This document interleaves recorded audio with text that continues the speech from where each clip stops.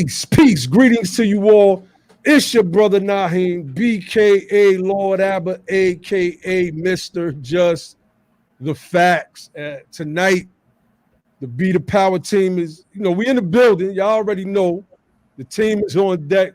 We're going to go in tonight. We're going to get into a lot of the criticisms to reparations. And we're going to be coming from Dr. Darity's book, From Here to Equality, that he co-authored with his wife, Kirsten Mullin. And we're going to answer a lot of the talking points that the anti-reparation is used to try to stymie our reparations push. Hit the like button, family. Share the video. Donate if you can. The Cash App will be put in the chat. Use the super chat. Also, I want to start this off by reading a quote from Malcolm, and then I'm going to bring my brothers in. My brother Ali Bey is going to set it off. Brother Logic is going to come in after him. Then Brother Josh, and then I'll round it out, and then we're going to get into a larger discussion about this topic, the criticisms that we receive from anti-reparationists and the historical responses that we should have on deck to respond to those people. So let me read this quote from Malcolm. And Darity uses this in the book, and Brother Ali is going to get into that portion of the book as well. And I think that this quote is important, and it shows the range that Darity and Mrs. Mullins uses to framework reparations by pulling from all of our greats that fought for our freedom, because that's all we've ever been in this country, a bunch of freedom fighters from day one. Malcolm said, if you stick a knife in my back 9 inches and pull it out 6 inches, that's not progress. If you pull it all the way out, that's not progress. The progress comes from healing the wound that the blow made. They haven't even begun to pull the knife out. They won't even admit the knife is there. And I think that this is a perfect quote to open up tonight's show, and also to help frame this argument insofar as a pushback is concerned to anti-reparationists. The 9-inch knife, if you will, represents the death blow. That is slavery, that is Jim Crow, that is segregation, that is redlining, that is the systemic racism that has been baked into America since day one. Giving our people some programs is akin to pulling the knife out 6 inches.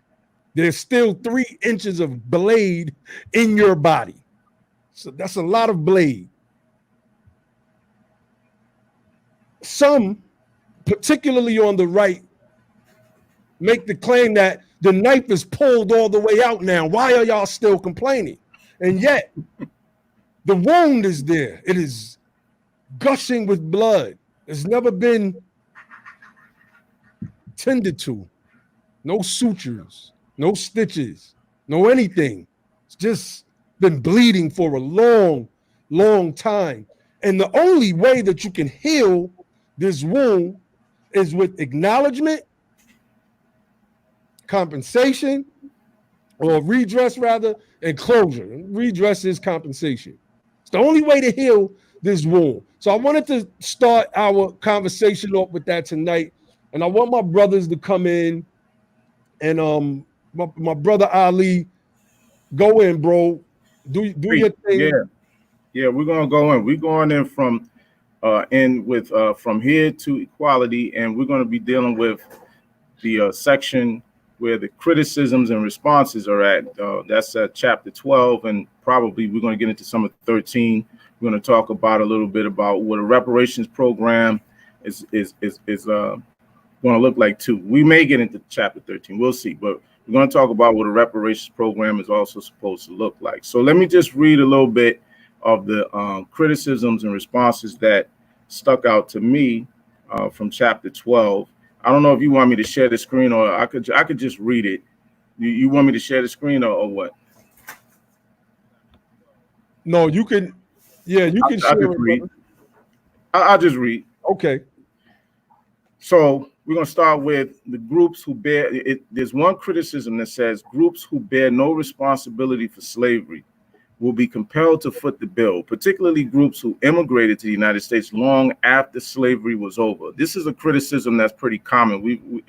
Many of us have heard this criticism before. We've seen it online in different places and social media and so forth. This is a particular criticism coming from the immigrant population. Oftentimes, it's the European and Asian immigrants who launched that particular argument. So this is the way it's responded to in the book. First, voluntary immigrants to the United States have chosen to migrate to a country with this national history. Speaking of the history of the racial oppression and everything else that's going on with our particular group of people. Frequently, what appeals to recent immigrants about life in the United States is the high degree of economic development produced in significant part by the exploitation of Black labor, both under slavery and thereafter. Second, this argument against reparations presumes once again that the case for reparations depends exclusively on the injustice of slavery. Voluntary immigrants arriving in the United States from the 1880s to the present, especially white and Asian immigrants, have benefited from America's Jim Crow regime and its established and ongoing racial hierarchy, including the perverse advantages associated with Asian Americans being marked as quote-unquote model minorities. Third, and perhaps most important, Black reparations is a debt that must be borne by all Americans, not specific individuals or social groups that carry a special burden of guilt or shame. Indeed, from our perspective, reparations for Black Americans are an obligation that need not be linked to guilt or shame, but driven by recognition of the need for national redemption. It is the federal government that should implement reparations via congressional legislation. And if you remember, I don't know if we talked about it, but I think we might have talked about it on a previous show, how the 14th Amendment speaks about the national debt and how the national debt should not be questioned.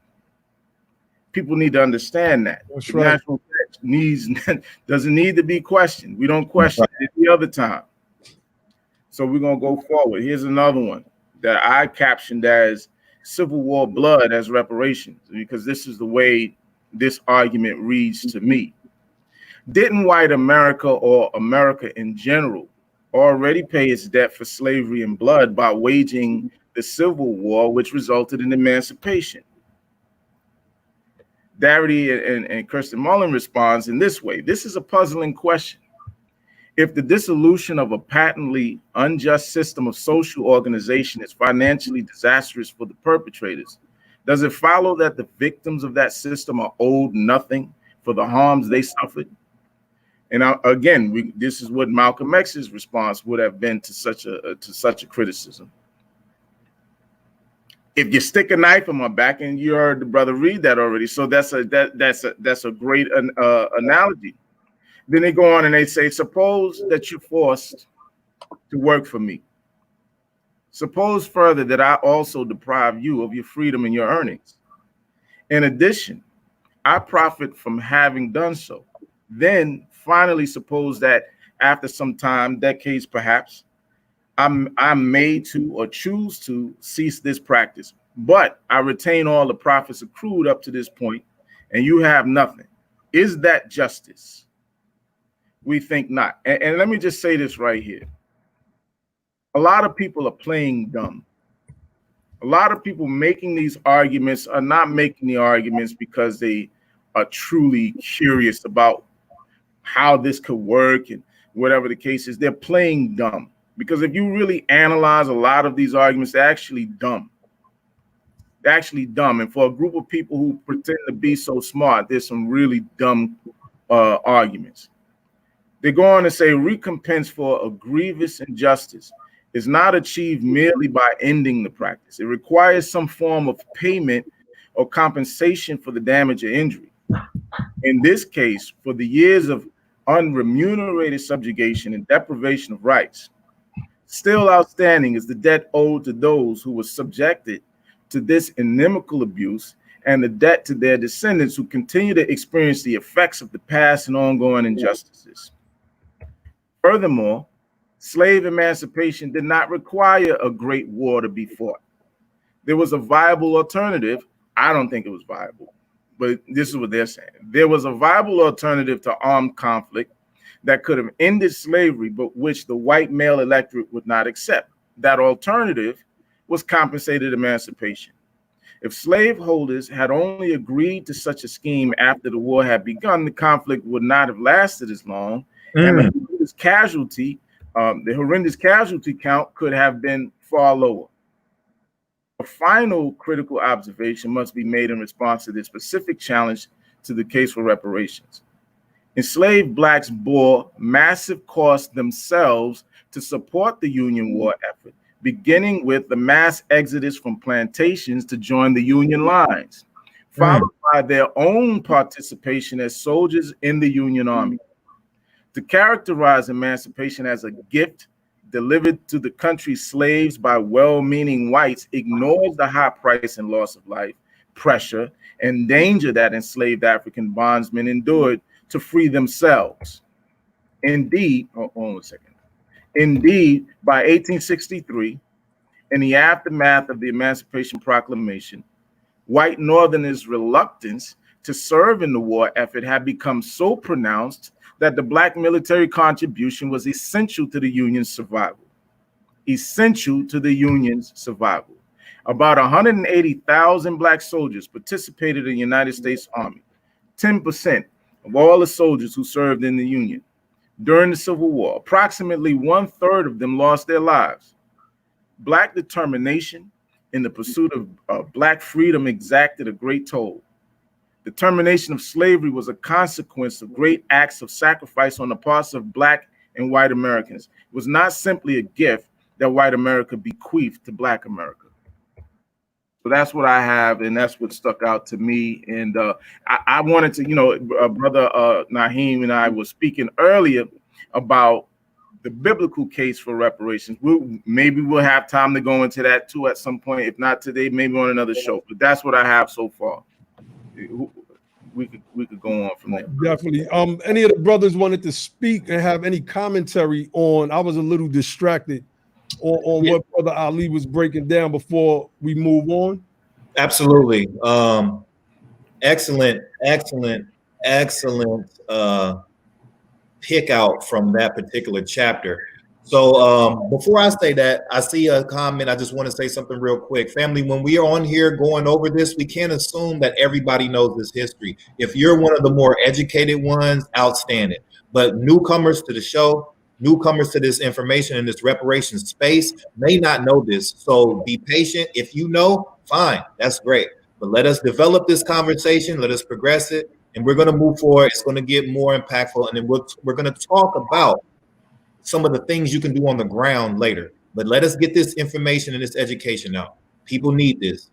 So what was very, very powerful was the fact that, because I've seen this exact argument so many times on Twitter and elsewhere, people saying, well, and then like you got anti-reparationists all over the place saying, well, we fought, bled, and died, 360,000 people. Mm-hmm. And they don't take into consideration two things that I point out to them all the time is the fact that 186,000 of our family members were in the Union Army and 20,000 was in the Union Navy. So we fought our own selves and we had a vast amount of casualties and a lot of bloodshed of our own.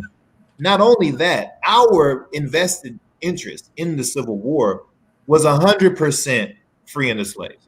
That's right. White America was invested into another fight. It was not, what they were bleeding and dying for. If I don't know who got people to believe all these white folks were fighting and to free black folk, that's not what was going on. You can read some very good books about it and you can understand that. But just so we can all be on message and understand when we see these criticisms, we all should be saying the same things. And I see most people replying with very good response. And so the other thing I want to say is that Darity and his wife made an excellent point when they talked about, and I get what they were saying. I know you were saying you didn't see the viability in it, but I know what they were getting at. They were trying to say y'all had a chance. See, y'all can't bring up all this bloodshed and say, "Oh, we can't do it because you had an opportunity to have compensated emancipation." And we could have had abolition and abolished slavery without all that bloodshed. So you can't put up the bloodshed and say, well, we did that and say that that's reparations when you denied the opportunity to actually get compensated for a peaceful resolution. So and then they waited, and here's a piece that a lot of y'all might not know about.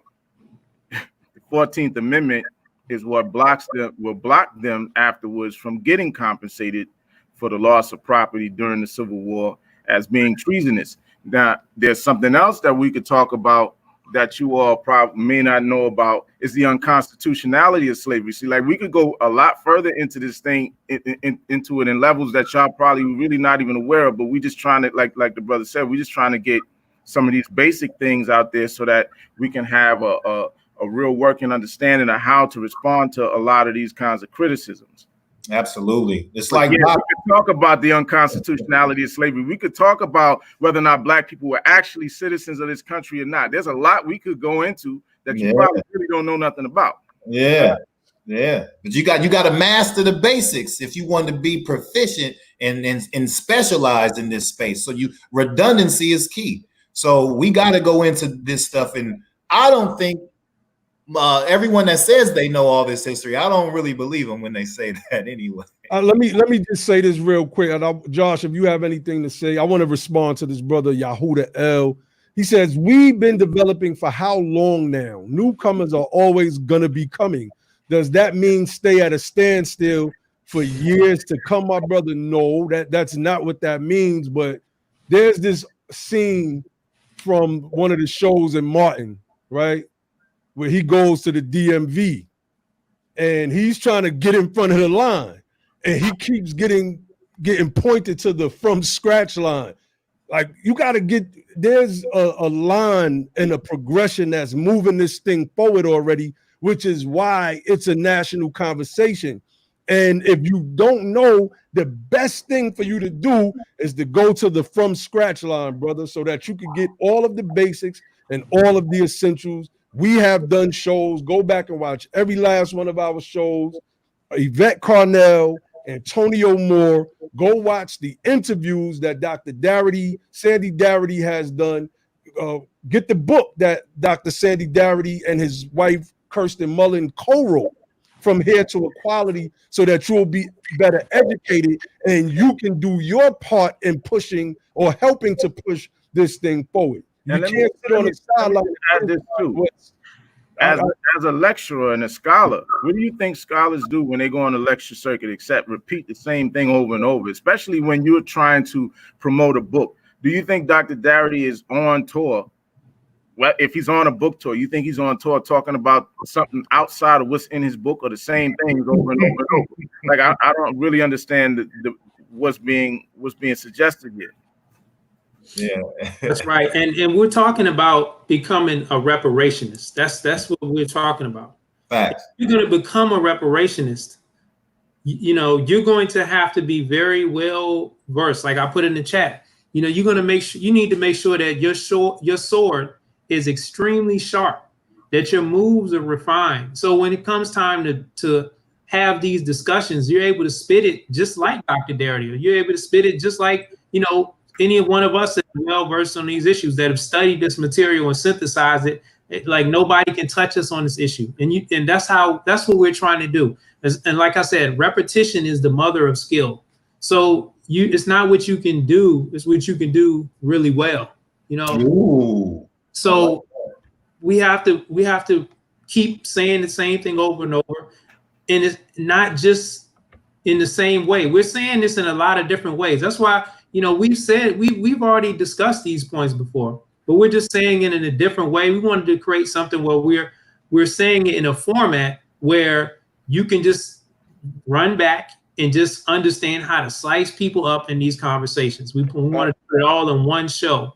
So I want to go back to the point you made, Ali, in the book where it was talking about the Civil War, and of course, did white America already pay its debt, or America in general already pay its debt in blood by waging the Civil War, which resulted in emancipation? And we already talked about how, Lincoln offered emancipation, compensated emancipation to the Southern states.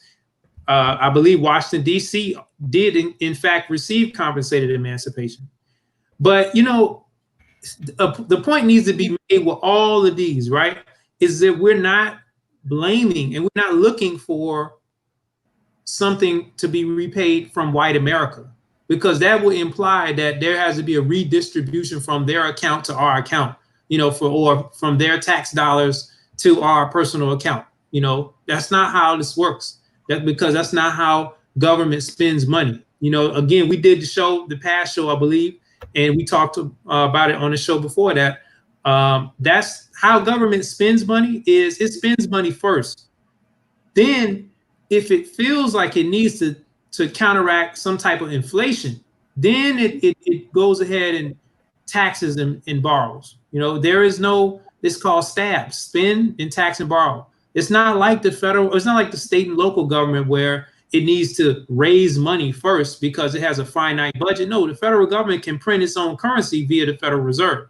The U.S. Treasury via the Federal Reserve is the Treasury's fiscal agent. So no, we don't need to. First of all, that's how you need to frame all of these arguments. When people say, "Well, I'm not paying this," we're not asking you to pay. The federal government is going to pay. When it was time to do the Iraq War, when it was time to do the bank bailouts, when it was time to do the COVID-19 bailouts of welfare programs and handouts, because we want to call it stimulus when it involves everybody else getting paid. But when it involves us getting a check, now it's welfares and handouts and all this. No, all of it's welfare and all of it's handouts. All of it is government spending money from the Treasury, or allocating funds, which it gets from the issuance of money from the Treasury, to give to somebody, right? That's called a handout. I don't care if you want to label it a stimulus or whatever. So that's how you need to frame all of these things. The other thing I wanted to talk about was what was the one that you said before that, Ali? About the I think it was the immigrants? Oh yeah. Groups who bear no responsibility for slavery will be compelled to foot the bill, particularly groups who immigrated to America long after slavery. Again, you're not footing the bill. It's coming from the Treasury. Coming from the Treasury. You gotta understand, the government does not need to tax anybody unless it sees that it needs to mitigate some type of inflation as a result of creating new currency. If I'm speaking over your head, I would suggest everybody goes and gets the book by Stephanie Kelton called The Deficit Myth. It breaks down the modern money theory.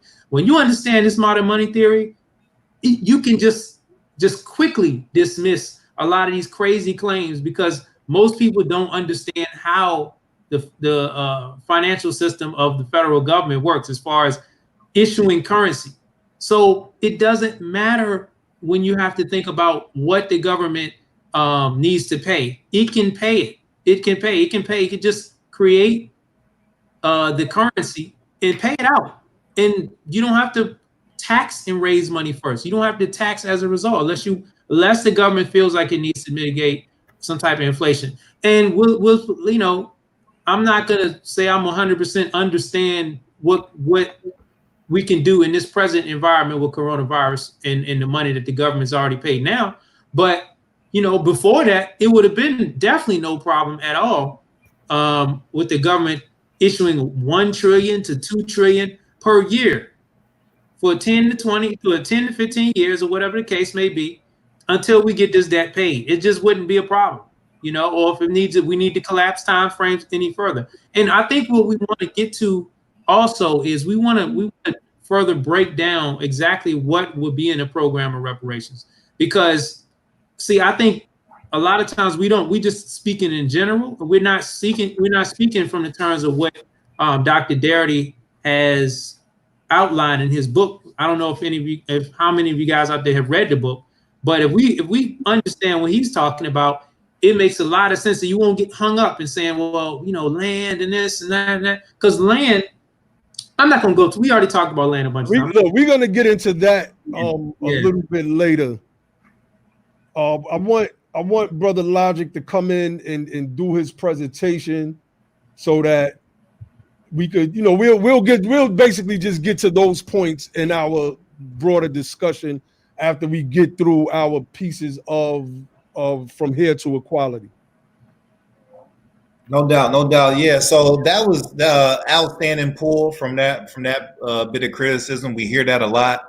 And just one more time to just people to understand, we work in the workshop of the mind with the tools that's in the workshop of the mind. So we are going to be as redundant as we can until we, like a hammer, pound this information in so it becomes a part of every part of your being, so that you don't even have to think about it. You can just spit it out. Hey, hold on now, that's the wrong answer. Hey, nope, that's not it. So it can just be automatic and so in your system and so organic to your being that you don't even have to think about it. It's the automatic response. So we are going to be redundant with this information because it's good for the soul. You don't stop eating something that's good because it's good. Because you already had it. You like it. I like this information. You should like it too, and you should want to hear more of it. You don't say, oh, wow, ice cream tastes too good, and I already had ice cream. I don't need ice cream no more. I had that. No, brother, this is a meal for your mind. So now that we've said that, I was reading chapter 12, going through the criticism and response. And the way that this book, From Here to Equality, was set up is so masterly done. It like I said, it's divinely prepared. It gives you divine instructions on how you can go in and combat and go to bat for reparations. As a reparationist, right, you are going to bat for something. We are fighting for this thing. So it gives you all the material you need. And you can add in, but I wouldn't take away. You can always add on, but I wouldn't take away. So let's get into it, family. I'm going to read. I'm not going to pull it up either, but I'm going to read. So one of the criticisms that I thought was important to read tonight, and I've heard it. I've heard it a couple times for some intellectuals too, and it was very concerning. And we're gonna get into this thing. It said, "Wouldn't Black reparations only create more animosity between the races?" Now, before I even read Dr. Darity and them response, when you got to understand this, folks. What page was that? Look, I got you. I'm gonna tell you exactly what page that was. Don't even worry about it. Right before I move on, I'll let you know what page that is. I'm gonna throw that in the chat. Don't worry about it. I got you.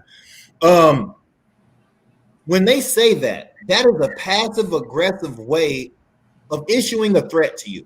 You got to understand that. They just threatened you when they said that, but they didn't want it to be presented as a threat. They said, "Well, aren't you concerned with the white animosity that, first of all, why would it be animosity about doing some justice? Why would you be mad about that?" Right.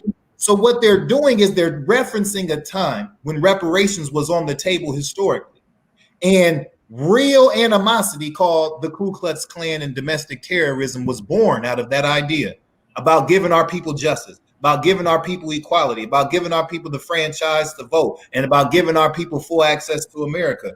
That brought about this animosity that they're talking about is domestic terrorism.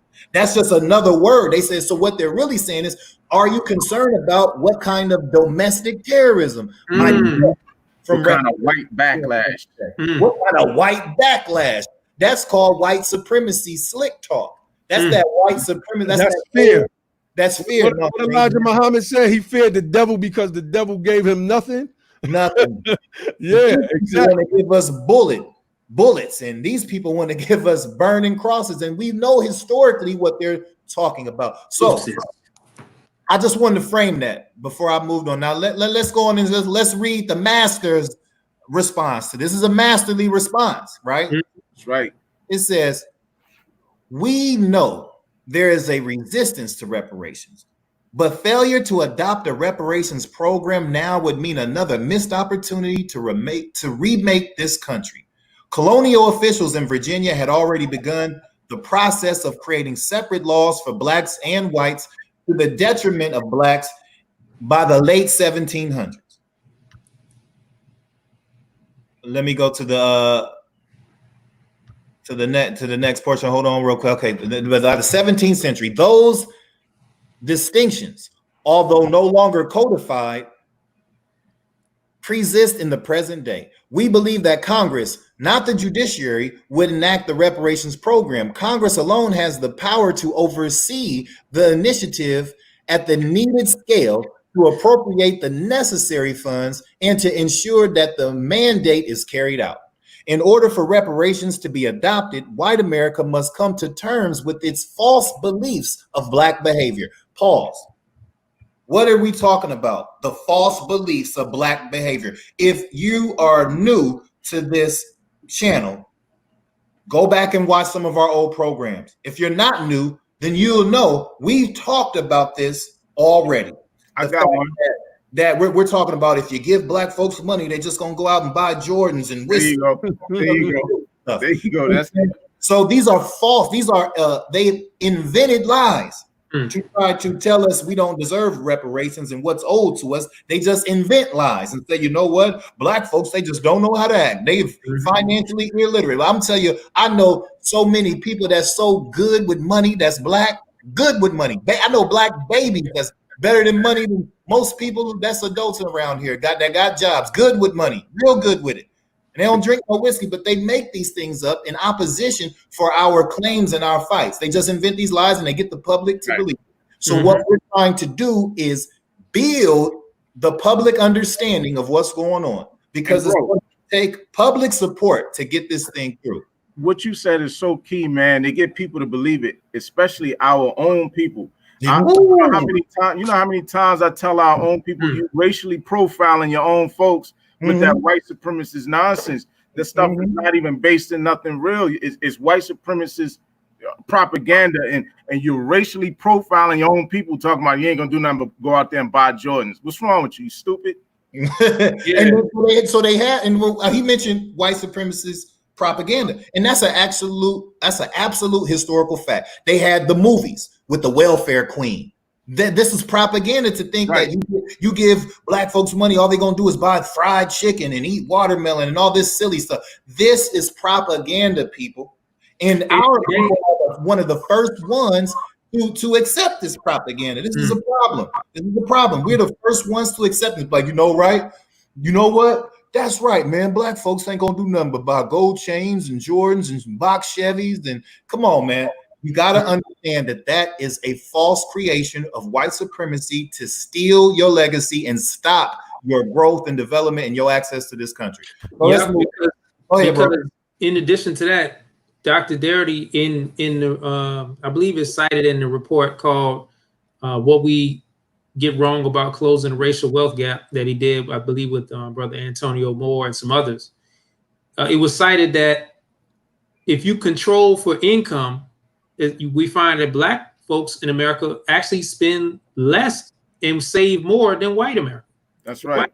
Slightly, just like maybe 1 percentage point, we do better than them. So, like when we talk about our behavior will be messed up, you know, like, come on, those type of tropes just need to be over with. It's just, we need to be finished with those. And another thing is, when we think about how we spend, and a lot of this is based off of false information talking about our buying power. You know, this information talking about the black buying power. Understand that is for corporations, large corporations that want to understand how to target us as consumers. That's not talking about if we would just break away and be our own country with that. Like, come on, where's a production level wealth or a control of capital, control of corporations? We don't see that.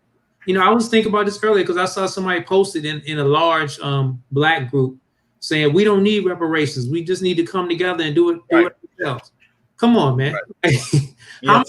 do we need to see to show you that that's just Hey, let me read this comment real quick. Let me read this. Is powerful. Brother Travis Johnson, shout out to the brother, man. He says it's our money because we are Americans and we can do it just like white Americans that waste money on 24 karat gold buffalo wings. That is a powerful statement, and I'm going to start using that. Every time one of these people come at me, I'm going to pull up the article where people are eating 24 karat gold buffalo wings. So, and I'm going to say, so what's the difference between if I want to spend my money on a pair of Air Jordans and gold chains with a person that want to eat buffalo wings dipped in 24 karat gold? What's the difference? Remember, we talked about it where you said you and your wife going to get like what, 350,000 or 450,000? Yeah. How much of that you're gonna spend on Jordans, man? I don't know, man. You know what I'm saying? I already got a whole closet full of them. Why would I need to spend 10, 50, 60, $70,000 more? Man, this stuff is just ridiculous, yo. Man, we gotta ain't that much Jordans in the world, man. Ain't that much Jordans in the world, man. That's just foolishness. And if you digest that, then that's just crazy. But let me finish this real quick so we can move on. Yeah. The majority of the populace also must accept national responsibility for the damages inflicted on Black people. Therefore, not only would white animosity towards Blacks need to decrease significantly for legislative action to take place and for a reparations program to become a reality, but such animosity, this is when he started talking about what our real duty. See, this is what our true challenge is. But such animosity actually would need to be converted into support. Only after this work has been done can reparations be achieved. When the nation is ready to be transformed, Congress can legislate a reparations program. So understand, like, you have to master the ability to turn enemies into allies. That is what's needed. If we are serious, if we can argue about reparations all day, and I like to argue. I like to do the debating, and I like it. It feels good. It's almost therapeutic. But at the end of the day, the goal is to manifest reparations. So we have to be serious and committed to the work that needs to be done. And in order for reparations to manifest, we're going to have to become masters at turning enemies to allies. Just like the abolitionists before us was able to turn people who were anti-abolitionists into abolitionists, we as reparationists are going to have to become adept into turning reparationists into reparationists. And that's only going to come with mastering this information. That's only going to come with mastering the understanding of what we're really trying to do and being able to speak to all of the concerns in an intelligent tone that we can get people to understand that reparations is something more than what they think it is. It's not something that's taken from the country. It's not taking from any individual. It's not charging any individual institution, any individual person, any individual family. It's not burdening any individual or institution with carrying out reparations. We're going to talk about the reparations program and what it actually is later on. But that was what I wanted to point out and highlight out of that criticism and response piece. I thought that was beautifully stated, and what needed to be done and how they closed out was marvelous, you know. So, brother, back to y'all. Brother Josh, I want you to come in. I want to speak to what you said about allies. There's an old saying, I think it was by an old Jewish scholar. I don't know if I ever say his name correctly, Maimonides, that says, I defeated all of my enemies by converting them to friends. And I'm forced to think about the account of Daryl Davis. For those that don't know, he's a brother that he was doing a story, an expose book, rather, if I'm not mistaken, on the KKK. And, you know, he wound up meeting the head of the KKK. And after a while, they became friends. Their proximity to each other would force the KKK head to see that this is just another human being. And that experience that Daryl Davis had in converting this hateful man also extended itself to other groups of the Klan all over the nation. And the brother began collecting Ku Klux Klan robes as souvenirs. I remember that. Yeah, that I remember that. Like these are human beings that are choosing hate. So, you know, while I don't know how effective we would be at trying to convince, you know, the current skinheads and Klansmen that they shouldn't be hateful. When you brought that point up, Brother Logic, that's what popped into my head, is that love is the only savior of humanity at the end of the day. And we find that expressed Noble Drew Ali, Martin Luther King. I mean, he really breaks that down in his book, Where Do We Go From Here, Chaos or Community? And that love is the only savior of humanity.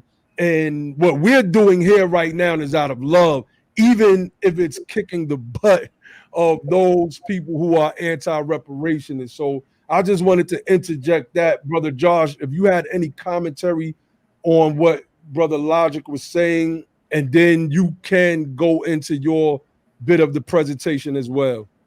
Yeah, I wanted to say, because you raised a great point, how talking about the animosity, would this create further animosity between the races, and how that is kind of like a passive aggressive threat of saying, hey, don't you think it's going to just add fuel to the fire for the Ku Klux Klan? Yeah. I wanted to say to that, basically, we have a government that's supposed to protect us. So in that question, if somebody would ask me that question, I would maybe ask them, do you believe that we are so infiltrated, the government is so infiltrated by white supremacists that our FBI and our protections, federal protections, as far as preventing domestic terrorism, are they that inadequate? Are you saying that they're that much of a failure, that they don't, all the funding that they have, that they are just rendered ineffective totally? You know, that's kind of like, why would we have these organizations in place if they're not going to protect their citizens? Are we saying that if you implement reparations, that everybody's just going to they're just going to turn their backs and just allow us to be massacred? Are we going to say, are we a country of law and order, or are we not a country of law and order? We're only a country of law and order when you want to do war on drugs and mass incarceration and these type of things. But if we talk about Black folks actually getting ADOS actually getting made to be American for the first time, then we want to allow domestic terror, become a country of domestic terrorism that's has nothing to do with anything but racial violence stemming from people wanting to see us remain at the bottom. Like that's not how America is gonna work, you know, and that's not how we're gonna allow it to work, you know. But moving on. Hey, before you pivot to what you're gonna highlight, can I just comment on like one or two comments real quick? It ain't gonna take time. I can't let this moment be missed. We have to understand, right, what we're trying to accomplish. You cannot, this is not an emotionalist movement. You can't get caught up in your emotions when you're trying to heal generational damage. When you're trying to break this generational thing that we're doing here, when you're actually trying to do transformative justice, you got to get out of your feelings. I am concerned. So we have a comment. Brother says, hold on, let me just get to this real quick. Josh, I ain't gonna take too much of your time, bro. Let me just get to this comment. He says, who cares if we bump heads with other races? Knock their heads off, then let Black power ring. That is the wrong mentality. That is, I love you, brother, and I want to maintain, you know, a brothership with you and brotherhood with you. But that is the part of the reason why we have not manifested reparations yet. That is the wrong answer, bro. And until you become a tactician, get some real tactics up here. This is not a movement of, we don't have, Black power has not done anything. Nah. Understand that. Black power is not a program of progress and transformation. It's a bunch of rhetoric. It's a bunch of loud talking and fist pumping that has done absolutely nothing. Political action is what you should be saying. Political action is what gets things done. And when you're negotiating, this don't mean that we are kissing up to them and we want to be all friendly. No, this is understanding this is business. This is business. And in business, you have to be able to get people to support what you want to do, because that's the only way it's going to get done. So you got to ask yourself at the end of the day, are you really invested in this thing to get it done? Are you just in this because of how you feel at the moment? All right, brother, back to you, bro. Yeah. Okay, yeah, man, I agree with that 100%.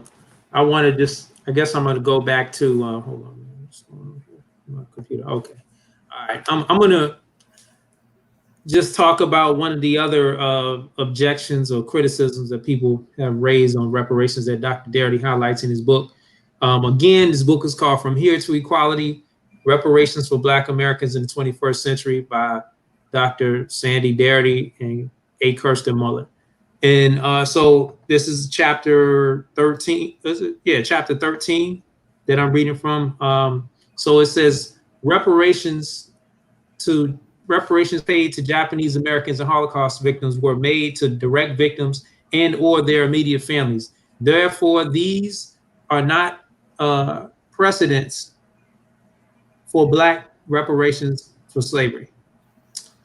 Yeah, so all right, I'm gonna read what he says, and then I'm gonna break down how I view that. So it says, we reiterate that absolutely there are still living victims of legal segregation and ongoing discrimination in the United States, and not all payments were made exclusively to individuals, and not all payments were made exclusively to individuals and their families in either case of Japanese American reparations or that of compensation for the genocide of the Holocaust. In any society, or any society can delay the provision of reparations until all of its direct victims have died.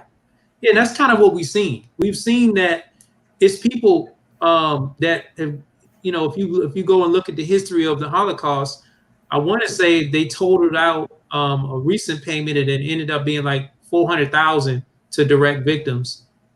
But then their heirs, like children and grandchildren, have gotten significant amounts of money. I want to say like it's still six figures in certain intervals because you got to split it and break it down.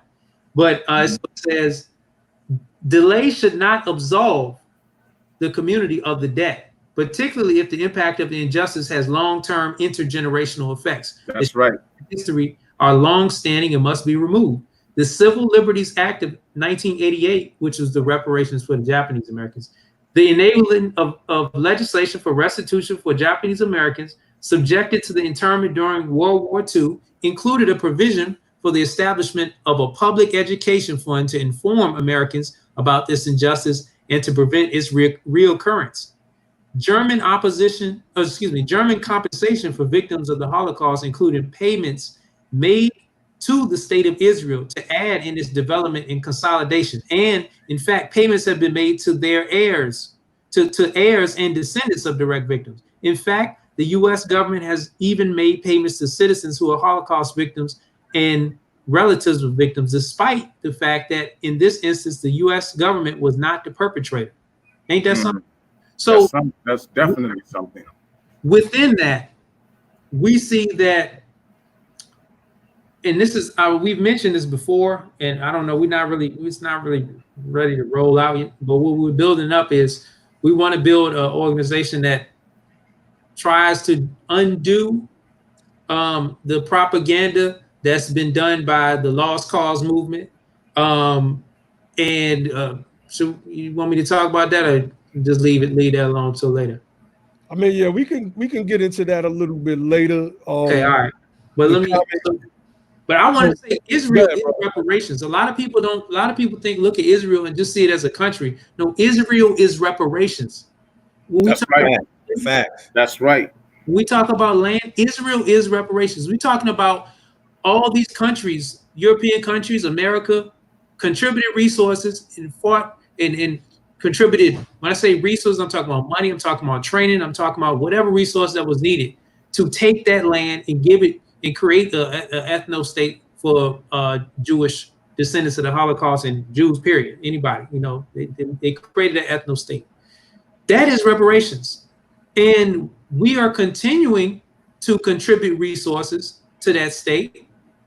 I don't know every year reparations still, but it certainly is along the same lines, you know. And I'm not going to take a position on this show whether that's good or bad. I'm just trying to use it as an example that those people who are living there today that are receiving benefits from the United States are not living victims. I don't believe it. Maybe they do have some, but I'm sure most of those people receiving those benefits are not living victims. And that's going to a foreign country. So, like, these arguments are frivolous, in my opinion. Did y'all have anything else y'all want? Oh, one more thing. I wanted to share my screen real quick. Hold up. I wanted to show. I just wanted to. It hasn't been enough studies to validate this. Let me just do this. Yeah, here we go. Yeah, so this is a back and forth I was having. Not it wasn't even a back and forth. It was just somebody put some crazy post in this group here called Blackout Coalition. We have $1 trillion in power as African Americans. We don't need reparations as we stand together. We don't need reparations as much. I got into it with the dude on that post. You might not want to show my comments because my stuff be kind of crazy online. You already know. Yeah, but see, I went in. I say, look, man, it's a debt owed. It's not a handout. If you feel like you're good right now, imagine how much better your situation would have been if your parents and grandparents and great-grands and their grands weren't prevented from building and accumulating wealth via slavery, terrorism, segregation, racist legislation, or discrimination. I know my family went through hell here. I want justice, and I want my people to be brought off the bottom caste status. I don't know what wealth you're talking about. Racial wealth would take us 228 years if white wealth stood still, according to several economists. It's not a do for self possibility. No.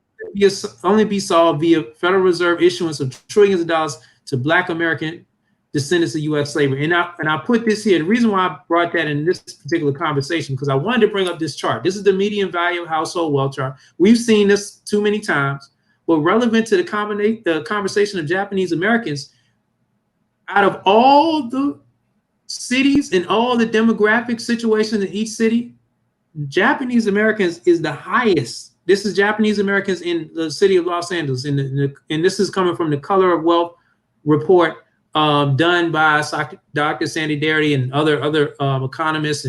And they pretty much did surveys to determine, a good study of median wealth in these different cities. So you got LA, Miami, Boston, Tulsa. We see $8. Now, the thing I like about it is, and this is what we need to see more of, we need to see more disaggregated data where you break down the different ethnic groups of Blacks or different groups of Blacks, whether you talk about African Black, Caribbean, and even break Caribbean countries. As much as we can disaggregate the data is great. We want to see people who are native Blacks, people that come from slavery, because we want to understand what the result of the legacy of that slavery and Jim Crow is having in people's lives today. So we can look at LA, 4,000. This is net worth, okay? 4,000, 3,700 in Miami. Boston is $8. Tulsa, 8,000. DC, 3,500. Then we compare it. Let's stay in LA. In LA, African Black, which is probably mostly Nigerian, 72,000 median household wealth. Then we see Mexican is low. But then we come, most of them, anyway. We come down here, we see Chinese, 408, Japanese, 592, Korean, 23, Filipino, 243, Vietnamese, 61,500, Asian, Indian, 460,000, white, 355,000. So Japanese American is the highest. Now, I'm not trying to say that the 20,000 that they got in 1988 or whatever is responsible for them being the highest. But I just thought that was an interesting coincidence. Now, they didn't break down Jewish on here, and maybe because I'm assuming most of them are rolled into white. Into white, yeah. But I did a personal study a while back, and I'm not going to announce that just to be responsible. I'm not going to announce the findings that I made on that personal study on here because I don't want them to come for me till I got my stuff all the way down. So anyway, but I wanted to read one more piece. I'm gonna stop my share. I wanted to read one more piece, and that comes from the what does it say? Oh, which one was it? Still chapter 13? Yeah, it's in chapter 13. Okay. Oh, hold up.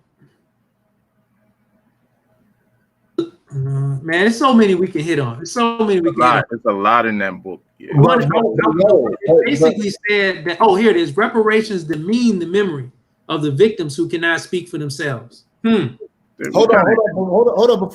Before you go to that, man, you said something powerful. I had to slide real quick, but when we talking about this black buying power, I'm glad you brought that up. Understand this. Let me just speak to this real quick. Black buying power should never be mentioned again after this. All right.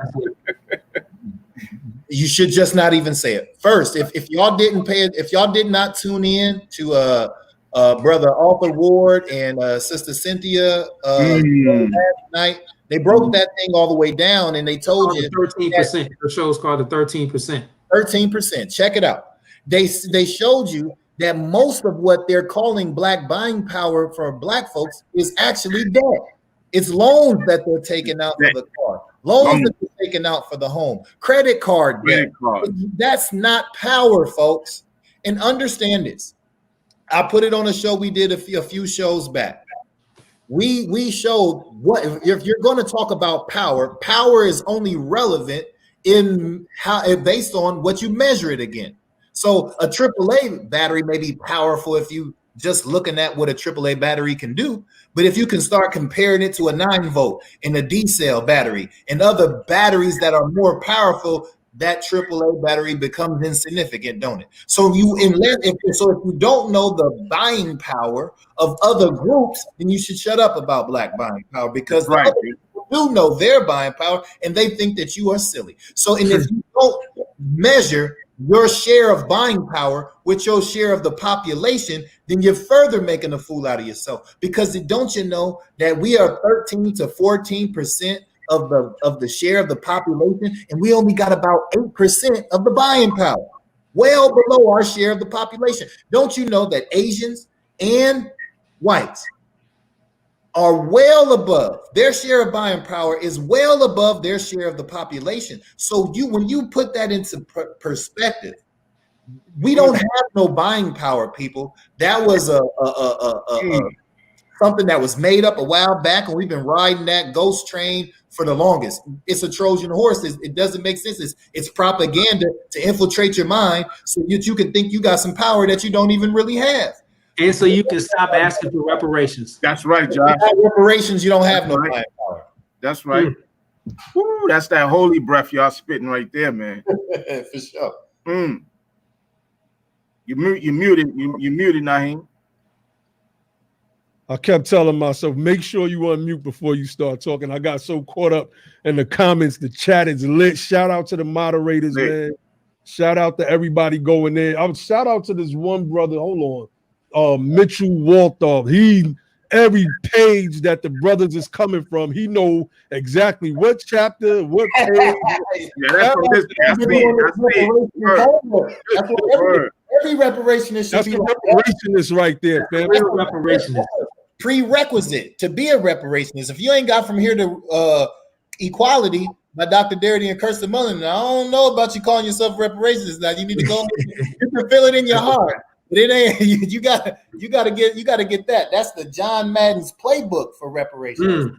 Then I was on Sarnetta one night, and King Face and Polite was there. I think Sarnetta may have cut that portion out of the video. I'm not sure, but they went into this whole black buying power spiel, and I debunked those numbers. But one of the things that Brother Polite did was he tried to come back behind me and then still push the black buying power narrative.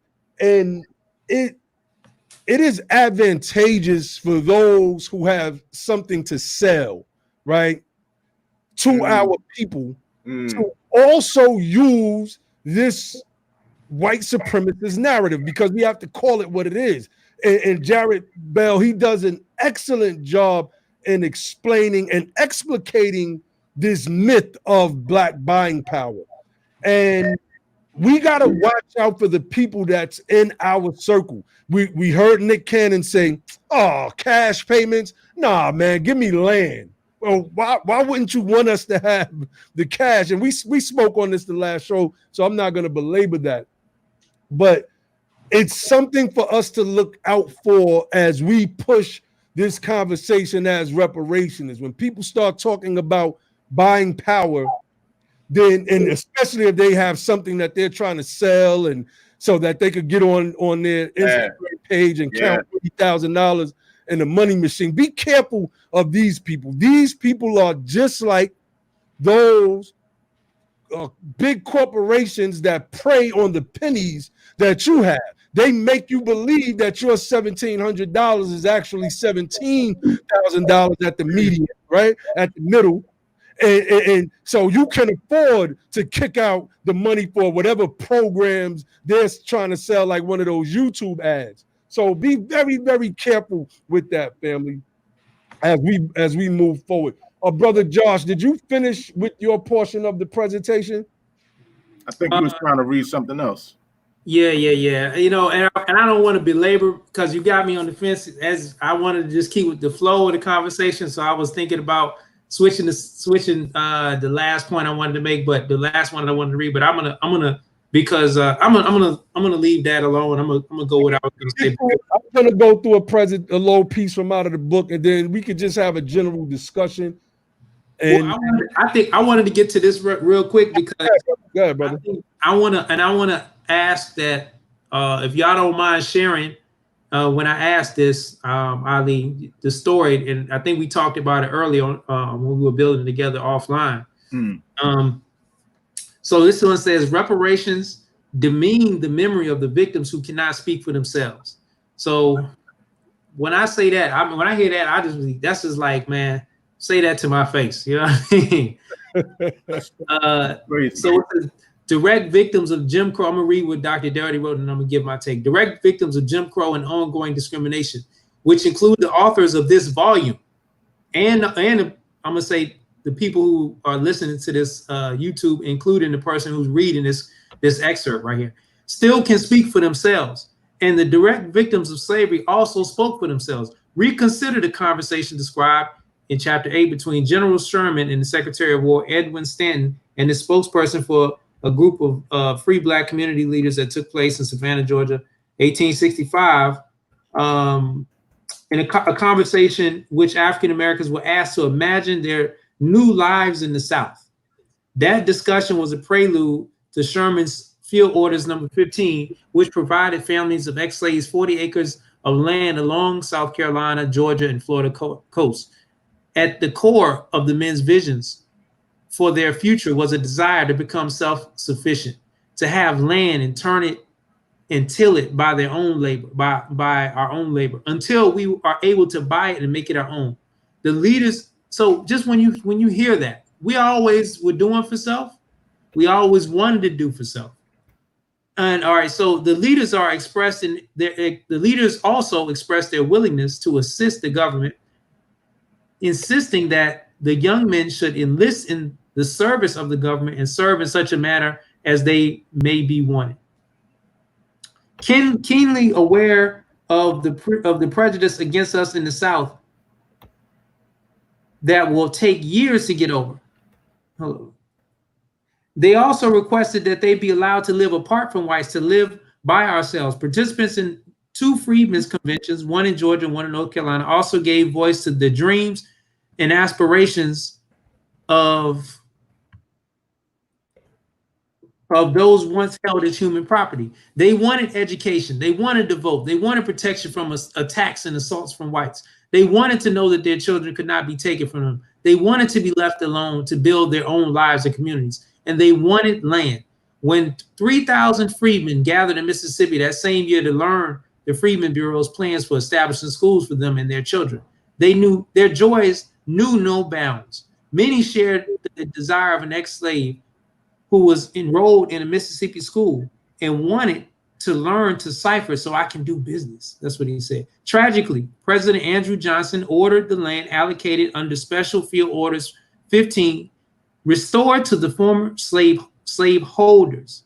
Indeed, the freedmen's desire for land, schools, and education and freedom to their lives freedom to live their lives alone in peace went unfulfilled.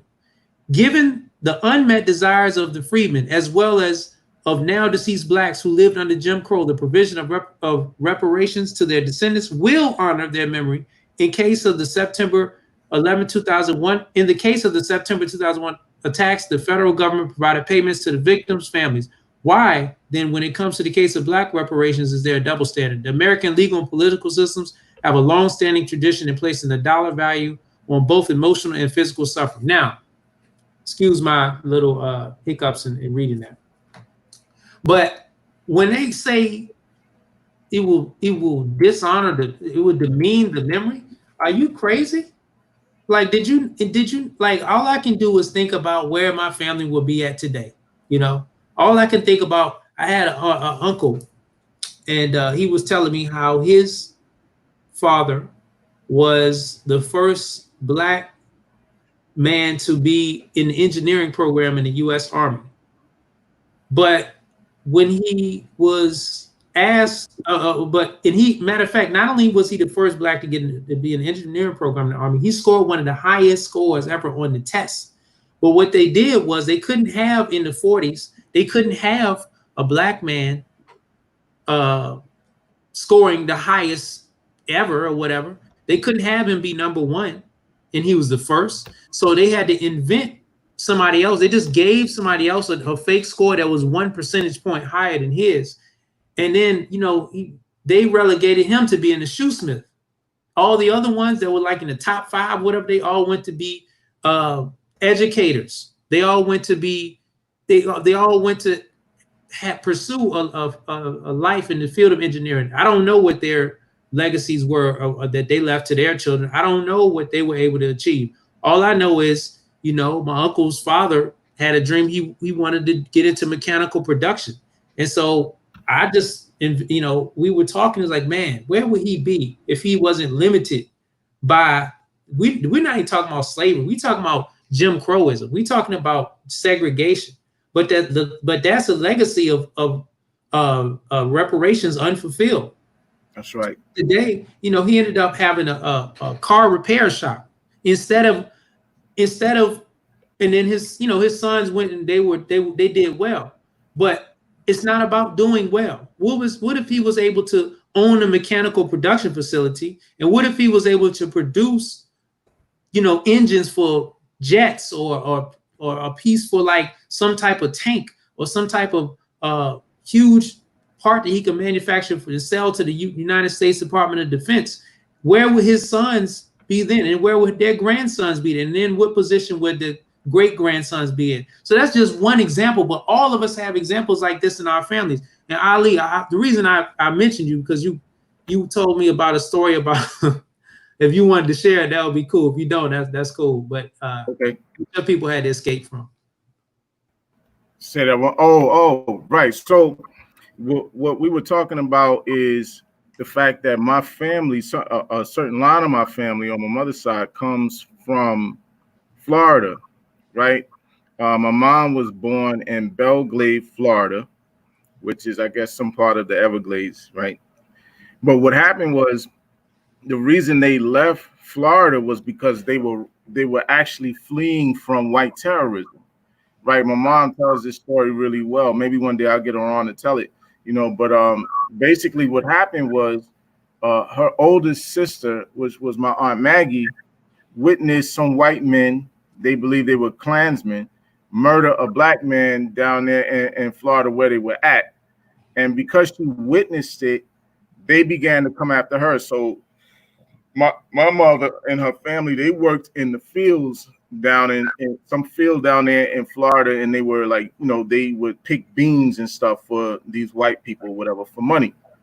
And so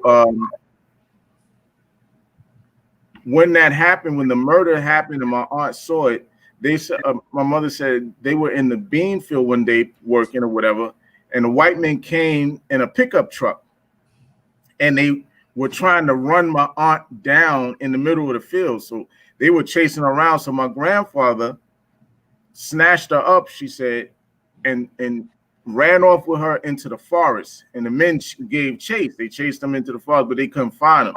So he went to the forest, was hiding like all night or whatever. And so what wound up happening is, when they finally was able to come out of the forest from hiding, they came home. My grandfather and my grandmother packed everybody up and they left, and they moved from Florida to Georgia. Now, I was telling Josh, they had one of them old cars where you had the front of the car, you had to crank the front of the car to get the engine to kick, turn over. So that's how long ago this thing was, man. And so basically they left Florida running from white terrorism and moved to Georgia, was doing the same thing, field work. That's the kind of stuff that they did, because that's part of our legacy. That's part of our heritage, is coming from that culture of sharecropping and working in fields and stuff like that. It's even so crazy that when they were in Georgia and in Florida, they lived in what was called the quarters.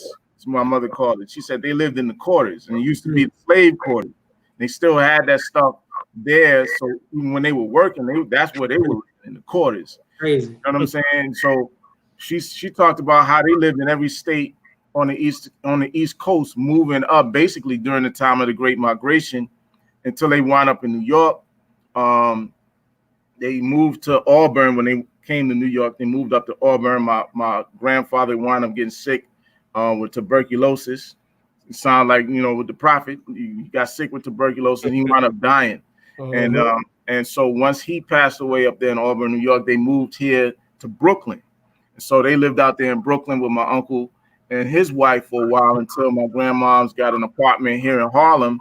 And, that's when that's where all of us came from. We were born and raised here in Harlem and stuff. So, but that's how we got here, basically running from white terrorism.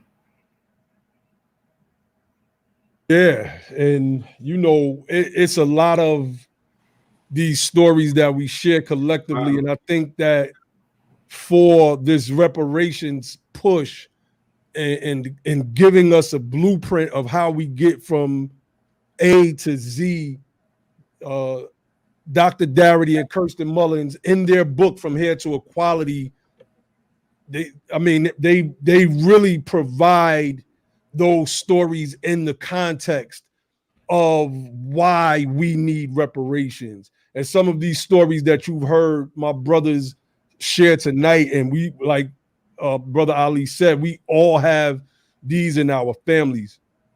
So what I'm going to do is I'm going to get into the next part of this. I'm going to read from Darity's book as well. I'm coming from the 12th chapter. And hit like, family, hit like. Shout out to everybody that's in the building. I'm glad y'all are here. As you can see, the channel is growing, and we are at BTP, Be the Power. The team and I are honored by y'all's participation, and we get to really study with y'all. We've learned this, and now we get to share it, and we get to help bring some people up to a certain level as we strive to reach a certain level ourselves. So we are not just teachers in this space. We are also students in this space, and we'll remain that way. So I am going to share my screen, because I like for the people to follow along when I'm reading this. Again, I'm coming from chapter 12, and this is I think vital in the pushback for some of the comments we receive, or pushback against, I should say, some of the comments. Ali touched on earlier a certain chapter, and if I'm not mistaken, he ended the chapter with what I have highlighted above what's circled. And I want to read that as well. The termination of slavery was a consequence of great acts of sacrifice on the parts of Black and white Americans. It was not simply a quote unquote gift that white America bequeathed to Black America. And I think it's important for us to use that in our discourse when we have these volleys with these racists particularly on Twitter, and those that will say that. Remember, Kingface was on Sarnetta saying that me and my white friends are not going to pay a dime to reparations, as if that means anything. So and let's be clear, Kingface is a racist. He's that's a black white supremacist, and there fact. is such a thing as a black white supremacist, and he's that. He embodies the black white supremacists. Okay, so the excuse is blacks already have received the reparations in the form of an abundance of welfare monies and funds from other social programs. This is another one of the tropes, right? You get into Ronald Reagan's welfare queen thing, and where they show this one woman that was able to live comfortably by duping the system. They don't show the whites that did that over the decades. They just use this one sister, and that helps create today's version of that trope. Y'all receive welfare. Y'all already receive money from the government. So Darity and Mullin goes on to break this down. It says, ironically, when those social programs were first introduced in the 1930s, they were structured to exclude blacks from their benefits. Blacks did not get full access to the nation's social safety net until 1965, 3 decades later. So even in this system of welfare, assistance, those of white America had a 35-year head start on us. So we were still poor while this was going on. We were still struggling while white America was getting their welfare benefits. Ira Katz-Nelson, in his book, When Affirmative Action Was White, which Darity also cites in this particular chapter, and I'm going to get to that as well, beautifully breaks this down. So let's continue. It says, in fact, excluding benefits from agricultural and domestic household workers when the majority of blacks were employed in those occupations was one of the conditions congressmen from the southern states exacted in exchange for their support. Preventing these workers from educational opportunities and higher paying jobs protected the Southern way of life. It has also never been true that the majority of recipients of federal benefits are black. We know that over the years, studies have come out showing that white Americans, in fact, receive more welfare benefits than our people had. And I don't know if this is a per capita study, but if you take into the fact that they had a 35-year head start, then we can pretty much say that possibly they are the largest recipients of welfare. There were groups of Jews in Brooklyn, New York, if I'm not mistaken, that were busted running a welfare scheme in Section 8, et cetera, et cetera. So he goes on to cite political scientist Ira Katz-Nelson has observed that the white targeted nature of extensive federal legislation before 1965 has largely been ignored by policy analysts. In the following account, Katz-Nelson details the extent to which federal policy provided a unilateral boost to economic security for whites for at least 3 decades. It goes on, but most blacks were left out. The damage to racial equity caused by each program was immense. Taken together, the effects of these public laws were devastating. Social Security, from which the majority of blacks were excluded well into the 1950s, quickly became the country's most important social legislation. The labor laws of the New Deal and Fair Deal created a framework of protection for tens of millions of workers who secured minimum wages, maximum hours, and the right to join industrial as well as craft unions. African Americans who worked on the land or as domestics, the great majority, lacked these protections.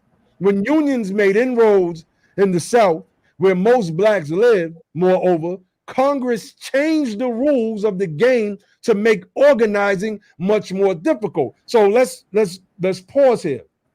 there's an article. I'm not going to pull it up on the screen, but I want to read from it real quick. Organized labor and racial wage inequality in the United States. I'm going to start from the abstract. We have African-American private sector unionization rates surpass those of white workers for decades. And how has private sector union decline exacerbated black-white wage inequality? Using data from the current population survey 1973 to 2007, the authors showed that African Americans join unions for protection against discriminatory treatment in non-union sectors. So we see this is why we join the union today at higher rates. I'm going to scroll down where it says, the decades surrounding the turn of the 20th century provided inauspicious for the emergence of a strong African-American presence within the labor movement. Early growth in the U.S. unions coincided with violent attacks on African-American non-union workers. White workers would constitute the vast majority of all unionists for generations, and many union leaders fought hard to keep it that way. As the nation's trade unions fiercely policed their racial boundaries, they pressed the state for official recognition and protection as organizations granted the legal right to bargain with employees. These political efforts culminated with the congressional passage of the National Labor Relations Act, commonly referred to by the name of its chief sponsor, Senator Robert F. Wagner.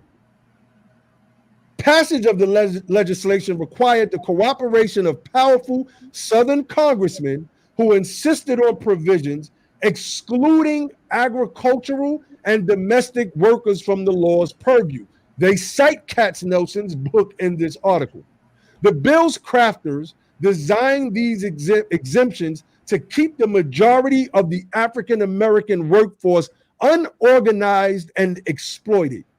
In 1935, the historic year in which President Franklin Roosevelt signed the Wagner Act into law, less than 1% of all union members were black. So let's get back, because I like to study and I like to cross-reference, and that's just what I do. So I want to get back into reading from Darity's piece, because this is important when it says, perhaps most surprising and most important, the treatment of veterans after the war, despite the universal eligibility for the benefits offered by the GI Bill, supposed to give assistance to all returning soldiers, regardless of color, perpetuated the blatant racism that had marked the affairs of a still segregated military service during the war itself. Southern members of Congress used occupational exclusion and took advantage of American federalism, the states' right principle, to ensure that their region's racial order would not be disturbed by national policies. Let me blow this up a little bit for those trying to read along here, because this is important.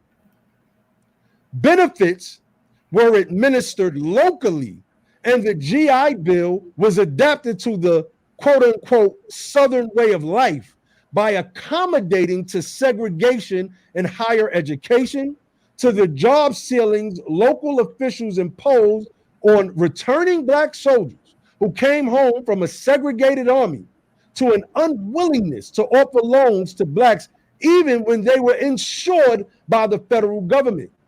Of the 3,229 GI Bill guaranteed home, business, and farm loans made in 1947 in Mississippi, for example, only 2 were offered to black veterans.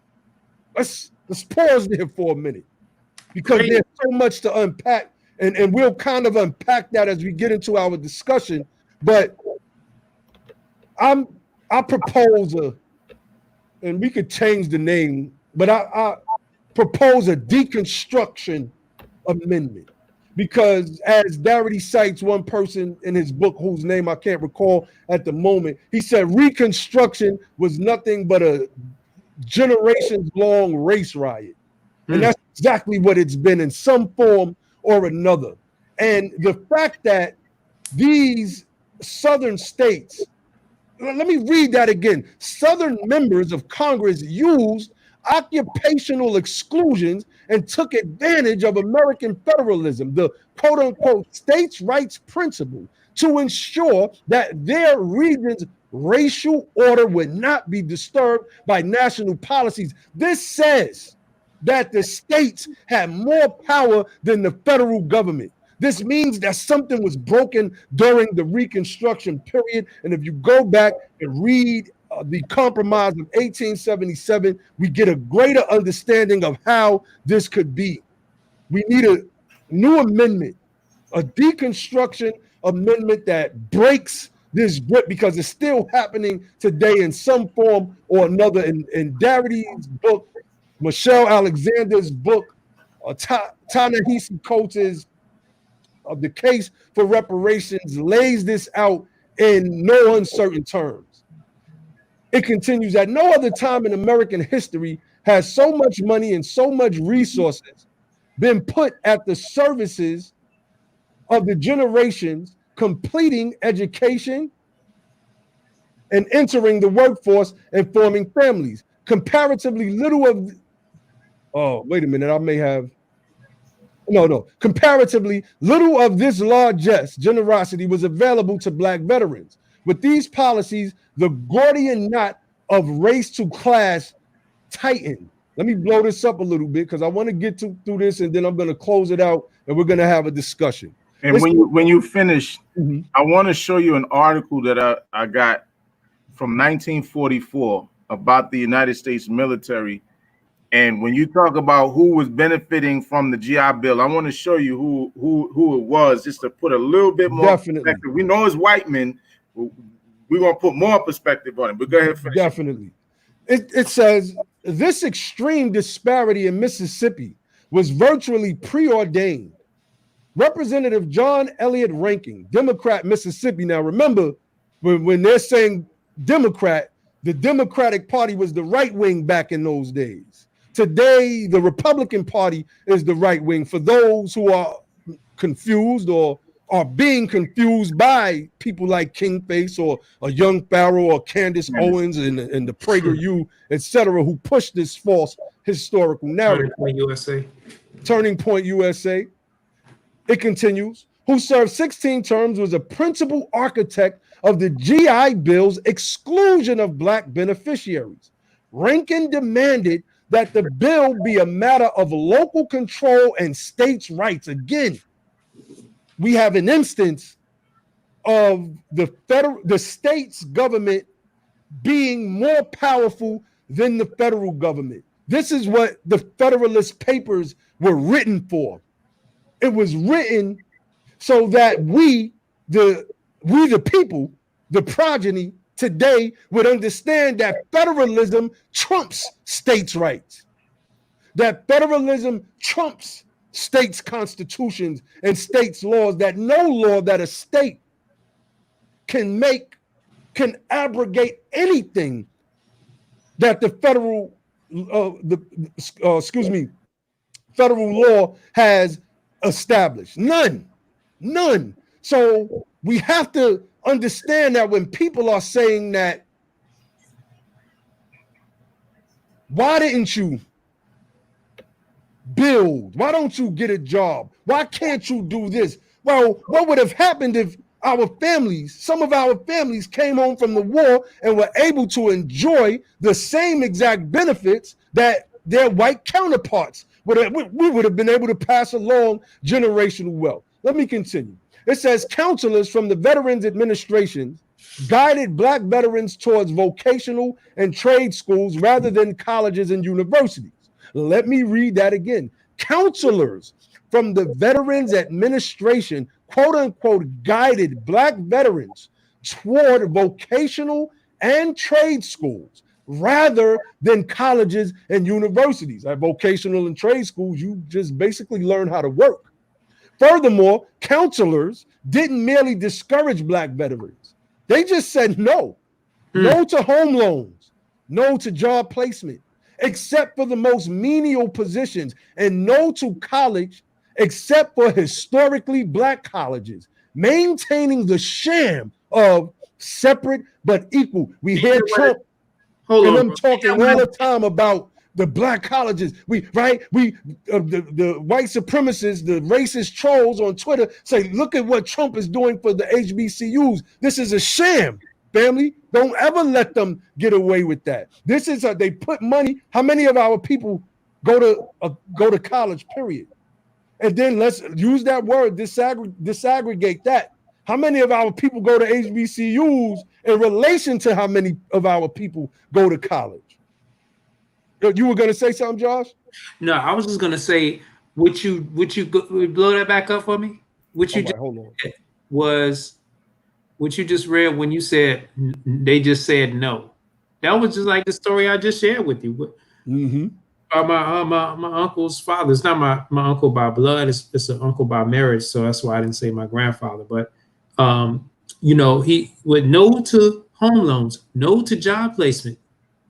Yeah, how you score the highest in the engineering program? You're the first black man in the Army engineering program, but everybody else gets to be instructor. Everybody else gets moved up, and they make you like working on some shoes or something. They give you the shoesmith job or something like that. That's right. And that's what it said. Veterans administrations, the counselors guided black veterans towards vocational and trade schools rather than colleges and universities. I'm going to read this last little bit, and then we're going to close this out. And then the bros and I are going to have a discussion. Anybody that has any questions in the chat, when I get finished reading, put your questions in the chat. We're going to pull them up and try to address them as well. It continues. Finally, eligibility for benefits is means tested. I got to go back a page. Only families or individuals, let me blow this up. Only families or individuals living below the poverty line are deemed eligible for support. America's solution to this problem does not prevent people from falling into poverty. Rather, it provides them with limited assistance only after they have already become poor. Moreover, these programs do not address, nor were they intended to address, the group-specific injustice directed at Black Americans across the span of this nation's history. And we have to understand this in the light of the former Speaker of the House, Paul Ryan, right? One of his pet peeve talking points every year was making cuts to Medicaid. John Boehner used to speak about this as well when I believe he was the Speaker of the House before Paul Ryan. It was always making these cuts to welfare and always making these cuts to Medicaid and making these cuts to Social Security so that they could put the money elsewhere. But now we know that this is a sham. With our understanding, and we went over some of this in the last show and several of our shows where we broke down how the coronavirus money was pulled out of thin air. On the last show, we played the dialogue between Alan Greenspan and Paul Ryan. Paul Ryan was trying to bait Alan Greenspan into agreeing with his position that there needs to be cuts to these programs, but Alan Greenspan shut it down by basically saying no, because the only thing we need to do is just print the money that we need, point blank, period. And we just seen that with the CARES Act. So I'm going to open it up to my bros so that they could come in and build on any of the points that they've heard from what I've just shared. I have some articles pulled up. I probably won't get to those. I wanted to read this article, A Bad Check for Black America. Brother Josh references Nixon's opportunity zones all the time, but we'll save that for another show. Mm-hmm. You swinging it to us now? Yeah, go ahead, Brother Logic. All right, so what you said that's one of my favorite ones in there, man. They broke that down. The history was solid. 2 or 3 things I want to say about that particular piece that stuck out to me. For one, the welfare, right? That term welfare is kind of convoluted, right? Now, the federal government's job is to help the citizens. So people talk about welfare as some negative thing. That's the first problem. And they use that term welfare strategically. It's not just a casual term, because any federal assistance or aid from the government is technically welfare. So it's not looked at or even called welfare unless it's poor people asking for government assistance. Right. So when the billionaires need money from the government, they call it bailouts. When regular middle class people or upper middle class people in the agriculture sector or other places need money for certain things that they can't pay for themselves, they call them subsidies. You understand? But all of it is welfare. But it's only called welfare because there's a negative connotation to it, and it's only called welfare when poor people ask for it. When rich people call for it, it's bailouts. Right, real quick. I want you to go in, but I wanted to put this up on the screen because Farrakhan was the first person that I heard saying this. And, you know, now that we are more aware, we get to break the mental shackles of white supremacy, and that some of our leaders just really carried on a lot of white supremacy talking points. Go ahead, brother. Yeah, so with understand that all the government's job is to work for the people. Once you understand that, they can't shame you with welfare. That's what the government is supposed to do. Take care of its citizens and its business. So that's the first point.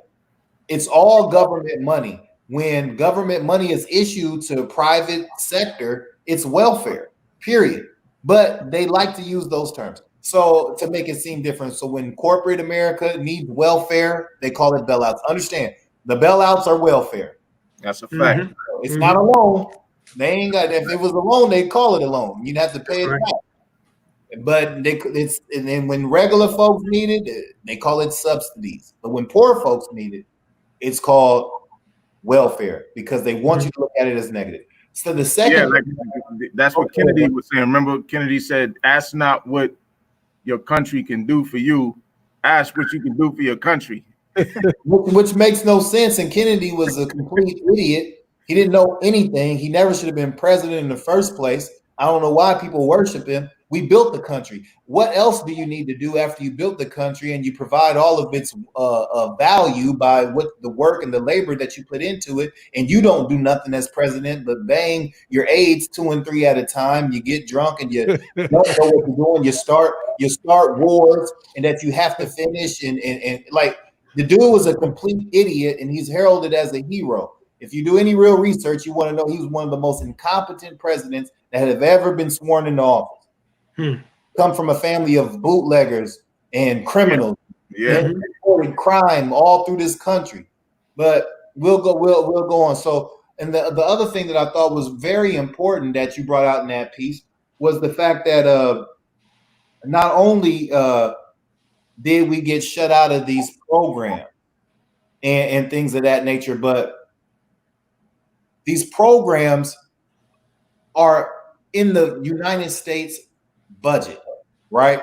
So when we talk about reparations, we're talking about a program that can be added to the United States budget.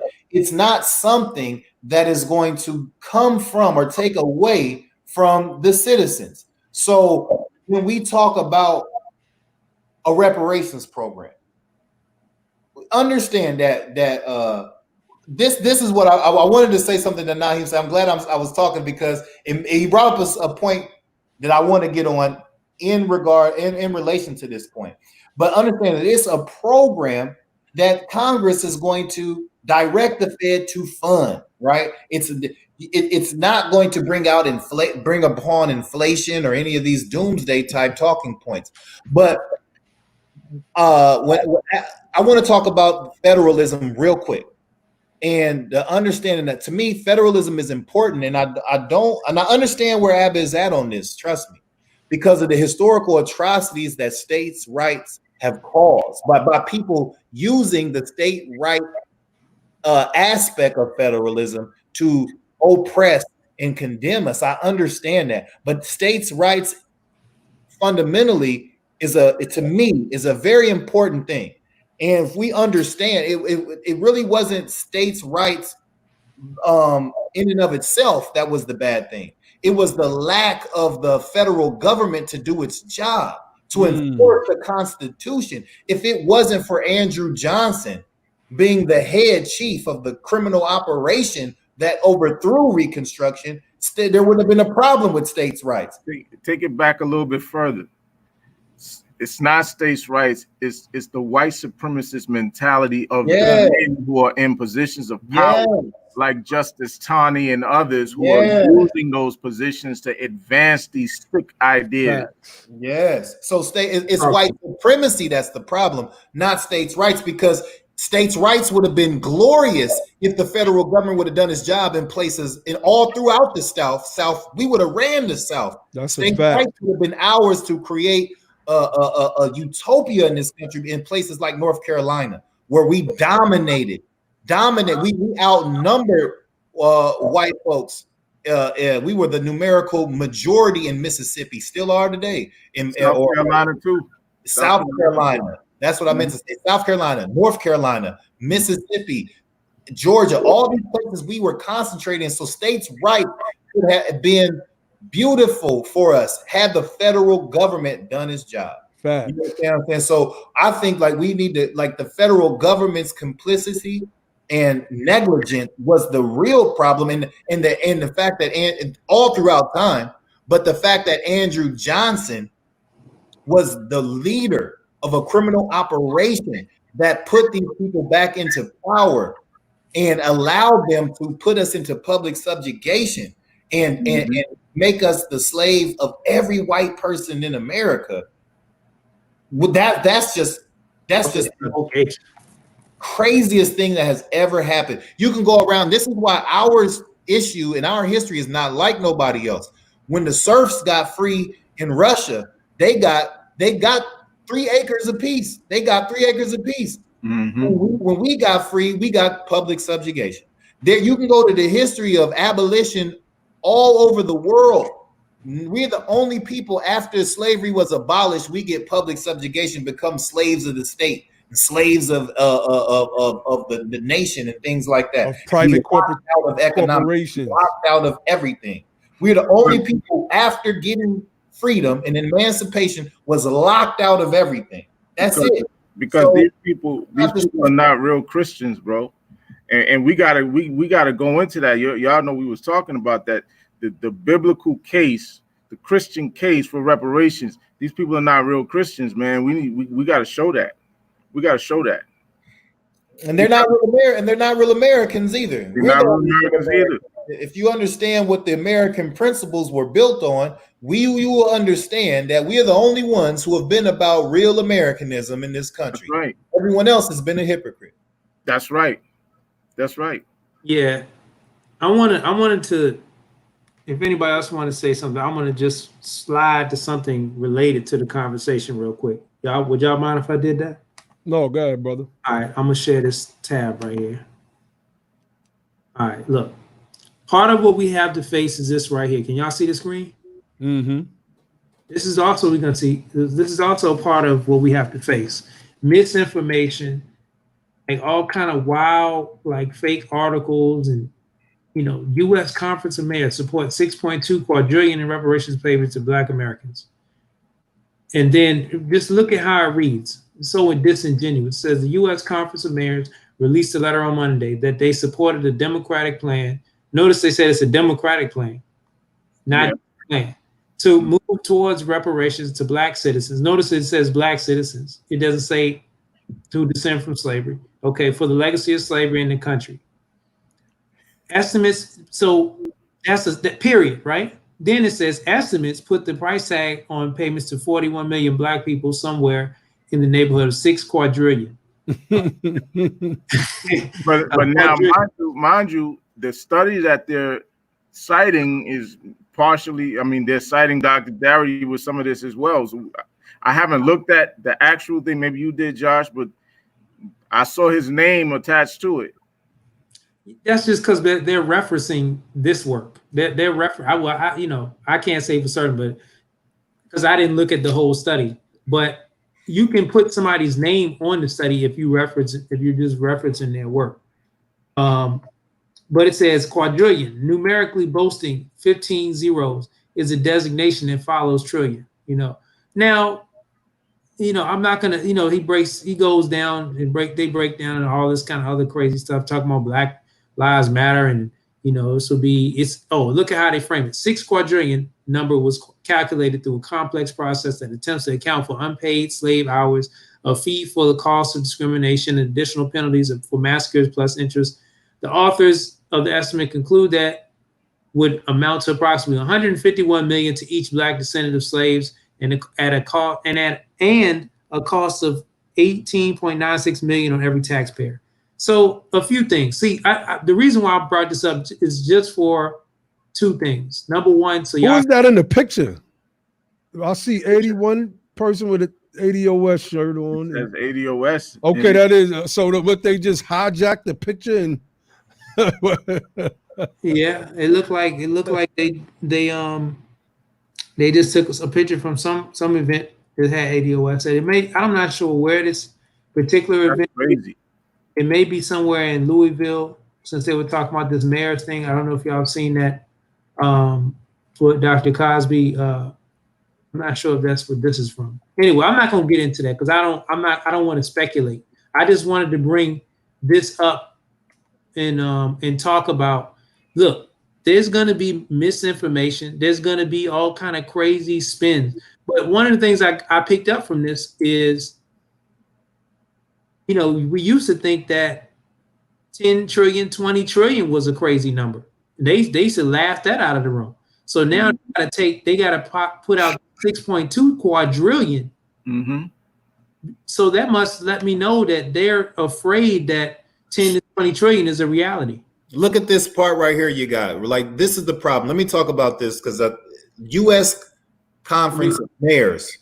No, you took it down. I was reading that, but my bad. I thought the U.S. Conference of Mayors proposed whatever the ridiculous number was. There's many problems in that. First of all, the mayors. Why are the mayors proposing it? They don't have any ability to do it. And who are they proposing it to? Secondly, like, go back up to the top. There's just the heading right there. U.S. Conference of Mayors supports 6.2 quadrillion in reparation payments to Black Americans. This is what they're doing. They're framing it in the way that is ridiculous, so that it grows the dissatisfaction and opposition for reparations. Right. So understand that we have to break this down in this way right here. First and foremost, this is why we have to explain what a reparations program is, because they want to keep saying it's payments to Black Americans because they don't want to understand that the reparations program and a pure reparations program is centered around closing the racial wealth gap. It's not just a bunch of money that's going to be thrown out of the air, like the federal government's just going to make it rain. That's not what reparations is about. If I give you only an infusion of capital, that's not going to close the racial wealth gap. That's liquid, and liquid runs. A reparations program is a complete package. It's the restitution of loss. We didn't just lose wages. We didn't just lose liquid. We lost assets. So it's an asset building program. It's a infusion of capital. It's all types of things that go to creating and constructing economic security that is generational. It has to be long-standing. It's not just reparations is not an event. It's a generational thing. It's not this thing that we're going to buy tickets to and go to. Be like, oh, we're at the reparations party. No, it is a program long-standing to sustain and build wealth so that we can repair the damage caused by the loss of that wealth and the theft of that wealth.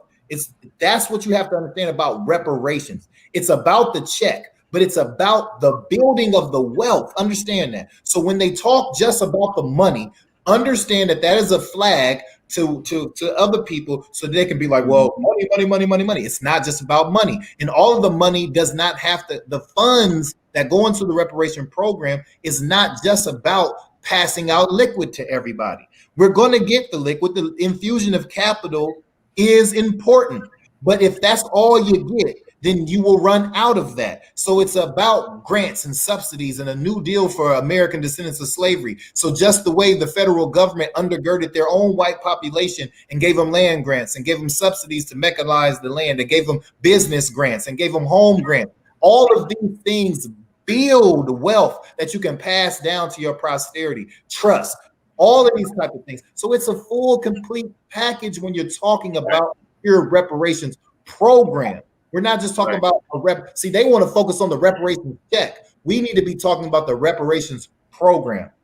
That's right. It's like, you know, you talking about paper assets. You talking about debt forgiveness. You talking about tax exemptions. There's a lot there. It has to be a very comprehensive bill to really encompass everything that needs to be done.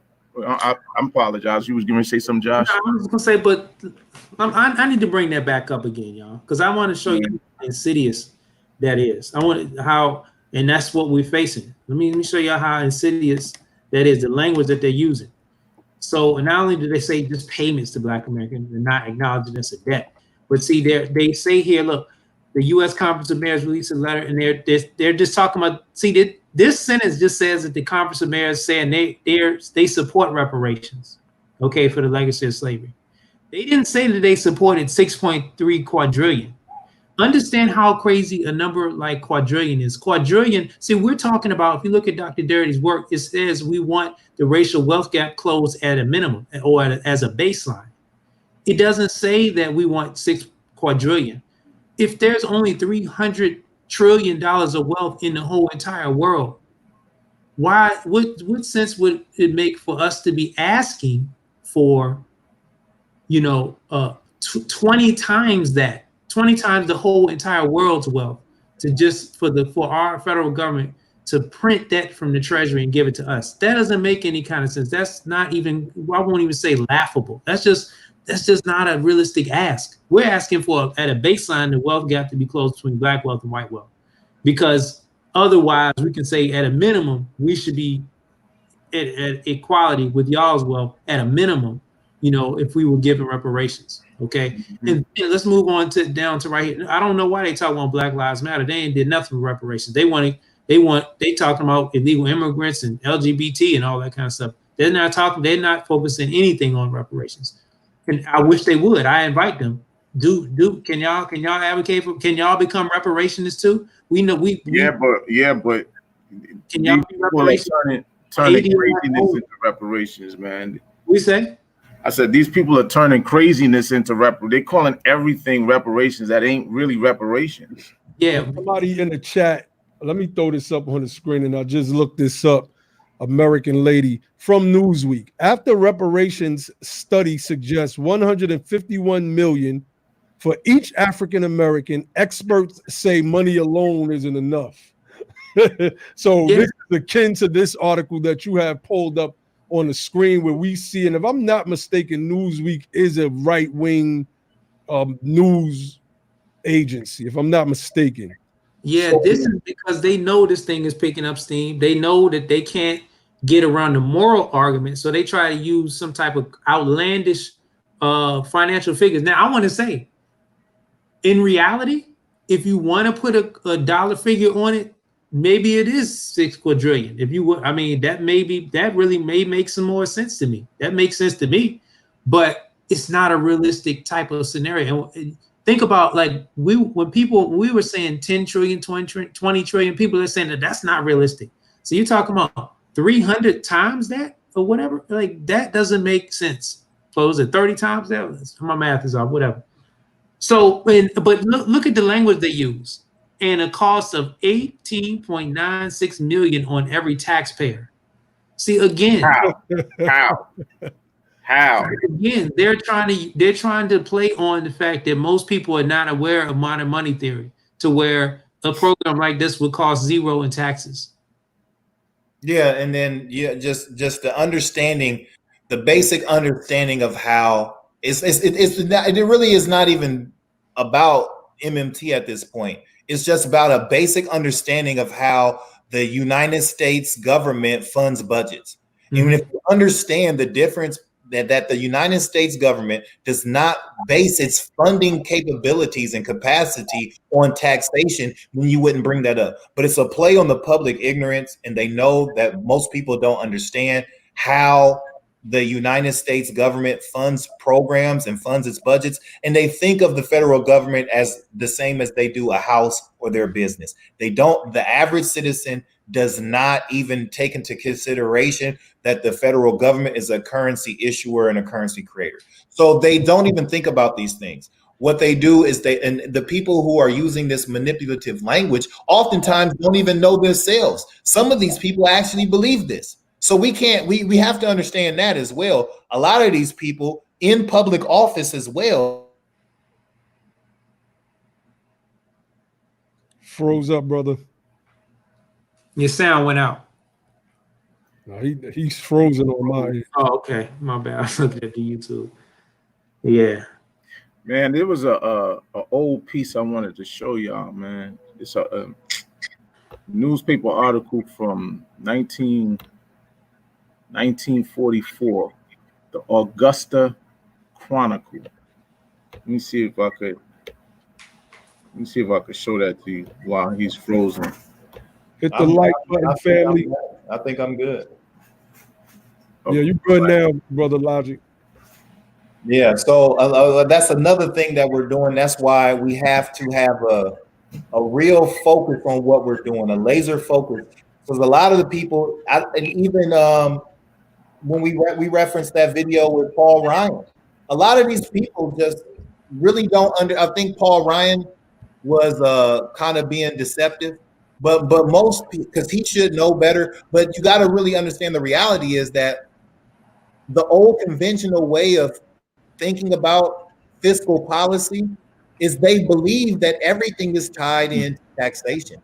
And that's just an old American like talking point, my taxes and my taxes and my taxes. And we think that our taxes are tied into everything. And we really just don't understand that when it comes to US federal spending and budget capacity, that's just not the case. That video you played with Paul Ryan was an excellent piece, man. Excellent demonstration and everything that you're talking about, you know.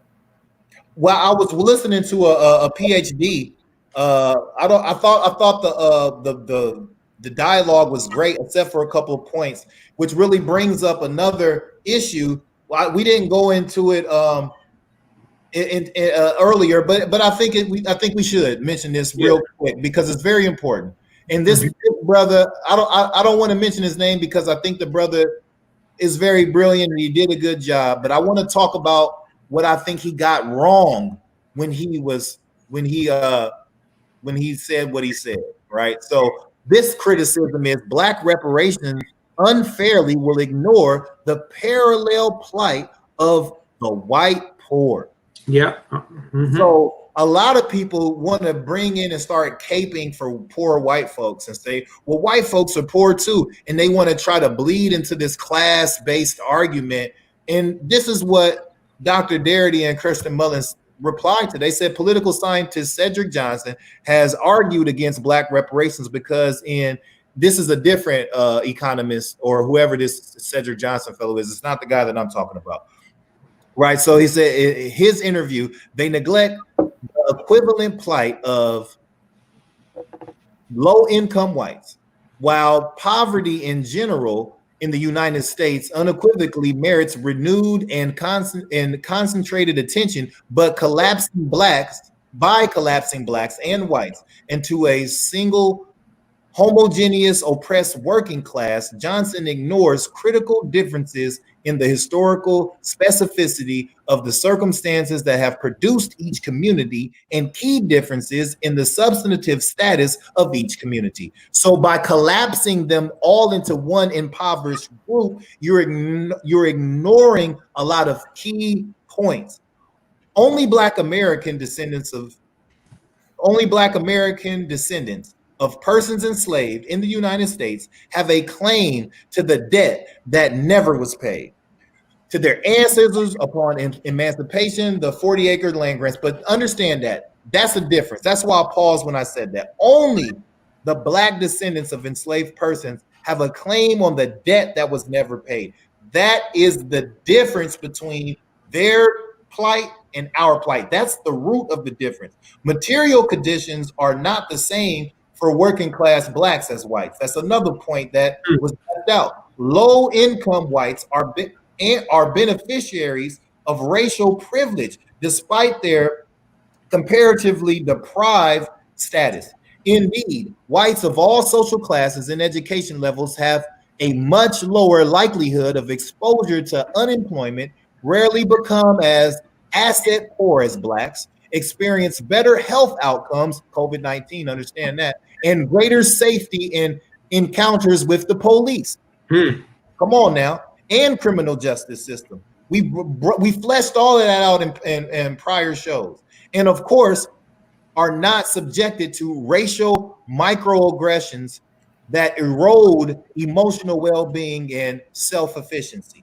To elaborate with this respect, to assist poverty, it is noteworthy that the median net worth of whites in the bottom 20% of the nation's income distribution is higher than the median net worth of all Black Americans.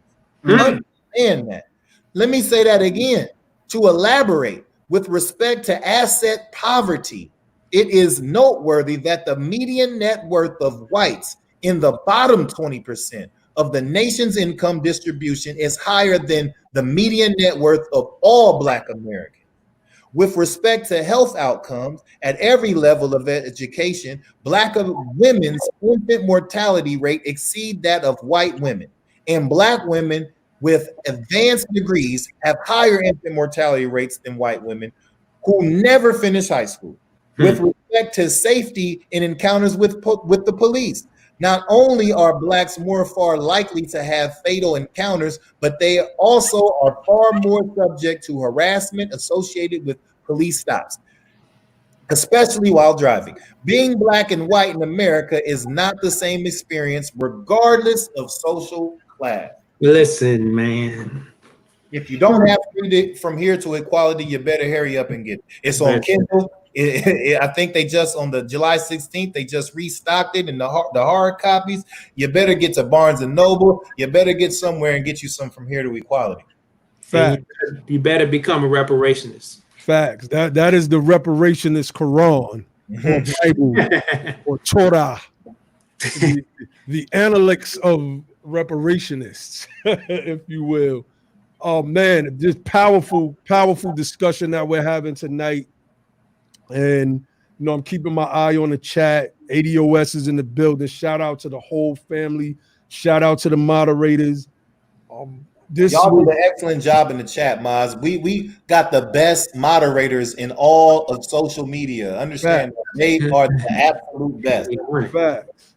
And we thought that it was pertinent that we do this discussion because we've been battling a lot of trolls, and we're all reading Dr. Darity and Kirsten Mullin's book, From Here to Equality, and we touch on so many points in our own conversations that we have. And the best way to share our conversations is to make a show out of our conversations, because we say that sometimes, man, this conversation could have been a show. We've been on for about an hour right now. And it's largely in response to a lot of the pushback that we are getting from the trolls on Twitter. When Chance the Rapper made the tweet about reparations, he put up a poll. We showed that on the last show. And they came out of the woodwork. And it is our hope that people will come across this show and we can push what I'm going to call the reparationist Quran or the reparationist Bible, which is From Here to Equality, so that the people can understand that reading this book, even if you have some who classify or consider themselves as white folk that may be on the fence and seriously feel that we don't deserve reparations because of what they feel to be gains, might read Darity and Mullin's work and say, you know what, I have a change of heart. I've changed my mind. After reading this, I can see now that they do deserve reparations. I was wrong. And you know what? Yeah, go ahead, brother. I'm sorry, man. No, what I used to see, you just made me think, European Americans used to use people like Oprah Winfrey and Michael Jordan and people of that nature to say, see, look, you have X, Y, and Z now. You don't need you don't need reparations, because look, if they can do it, you guys can do it. You just got to work hard. You know what I'm saying? And you can achieve the same things that these people achieve. Not really speaking on the fact that most of those people are entertainers. You know, a lot of those millionaires or multimillionaires got that way by way of entertainment. You know, and it's so crazy how they try to make us believe that because you have these black entertainers, that they are examples of how you're supposed to attain wealth in this country. It's insane, man. Insane. A lot of that. Go ahead, my bad. I thought you were finished. I'm done. Yeah, I want to say a lot of that came from Richard Nixon. You know, if you go back and look at Richard Nixon, I wanted to pull it up here, but my website is loading too slow. But basically, he was saying that he wanted the Negro to develop, if he was able to develop a few Horatio Alger stories, it will motivate black loyalty to the enterprise system. So basically, do for self. Y'all don't, for y'all who don't know that about Horatio Alger, that's pretty much somebody who just started from the bottom and came from nothing and then made himself into something. So that's what brother Antonio Moore talked about, the decadent veil, where they hold. Man, I was just having a conversation with a friend of mine earlier today, and I was trying to figure out, we always strategize on how to make this become a reality. Y'all don't understand that this is a reparations, and being a reparationist, you have to look at it like it's not just about Ali and Naheem and Logic and Josh and Darity and Tone and Yvette and all whoever. It's about you. You got to be thinking about everything that you can do too. That's why we call this show Be the Power, because it's an action. Like, everybody has to take action. You need to be building with people, contacting people, and trying to figure out how to make things a reality, how to make this thing a reality. So anyways, I was talking to him, and he was just, one of his rebuttals was similar. Like, how are we going to get white people to be reparationists when they can look around and see LeBron James on TV, and they look at they know that every year there's an NFL draft, there's a NBA draft, and all those people getting drafted, we watching millionaires being crowned on TV every year. I'm like, that's an interesting point. But that's still a stupid argument, in my opinion, because every day you can go to the New York Stock Exchange to see a whole bunch of millionaires created and millionaires wealth boosted. If you think about going all the way back to Logic, you told me, my bad, I know you just went out, but we were talking about it earlier. We were talking about it was a period of time where I think 40 years ago where white wealth was at 11 trillion. Yeah, so the wealth was at 11 trillion in the 80s, you know what I mean? And it boosted up. That spikes happened in a couple different periods, and now we're at 100 trillion. Yeah, so we had 100 trillion. And you have to think about how quickly that happened. That happened so quickly. It went from 11 to 100. But meanwhile, we got left all the way in the dust with that, So I don't want to hear anything about, the NBA players, because the NBA players didn't close none of that gap. And that's the thing, Josh, that you mentioned, that it's when we're talking about this do for selferism, and we're talking about a reparations program being needed, and we're talking to white America trying to have a conversation on why reparations is where they need to be at right now and trying to build the public support for it. We have to understand that it wasn't because we just weren't good enough, right? It wasn't like we tried our best and then the gap just came. The gap was concentrated. It was intentional by state actors and federal actors. This gap was created. It wasn't because we weren't good enough, or we was lazy, or we didn't work, or it just happened because we couldn't compete.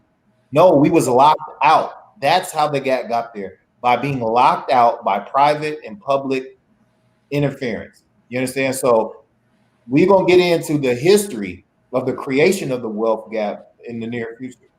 Facts. So we are past the 2-hour mark, family. We wanted to come on and drop some jewels out of what we're calling divinely prepared work by Dr. Finally prepared, bro. Like that's the inside thing for those that don't know. And you know, and that's exactly what it is, because it is the road, it's the blueprint, if you will. It gives us a broader look at the roadmap to reparations. So we want to give a shout out to Dr. Darity and his wife, Kirsten Mullins, for that excellent work. We are going through it. We are poring over it. I'm learning so much just in new history. I just love that stuff, man. I love history and breaking all of it down and tying it into the relevancy of our plight today so that we can understand what needs to be done to pull our people up out of the muck and the mire. So I'm going to let my bros come in and close it out. Brother Ali Bey, start with you. Brother Josh, then Brother Logic, and then I'm going to end it out. I just want to say this. I appreciate you brothers, as always, being on with you guys, man. Excellent job. What I think we should do I'm going to say this. Next week, not next week, this Thursday, I think we're going to have us a special guest on. Yeah. I think we're going to have us a special guest on. So, I think, I just want to say this. I think at some point we should probably get into the citizenship thing again.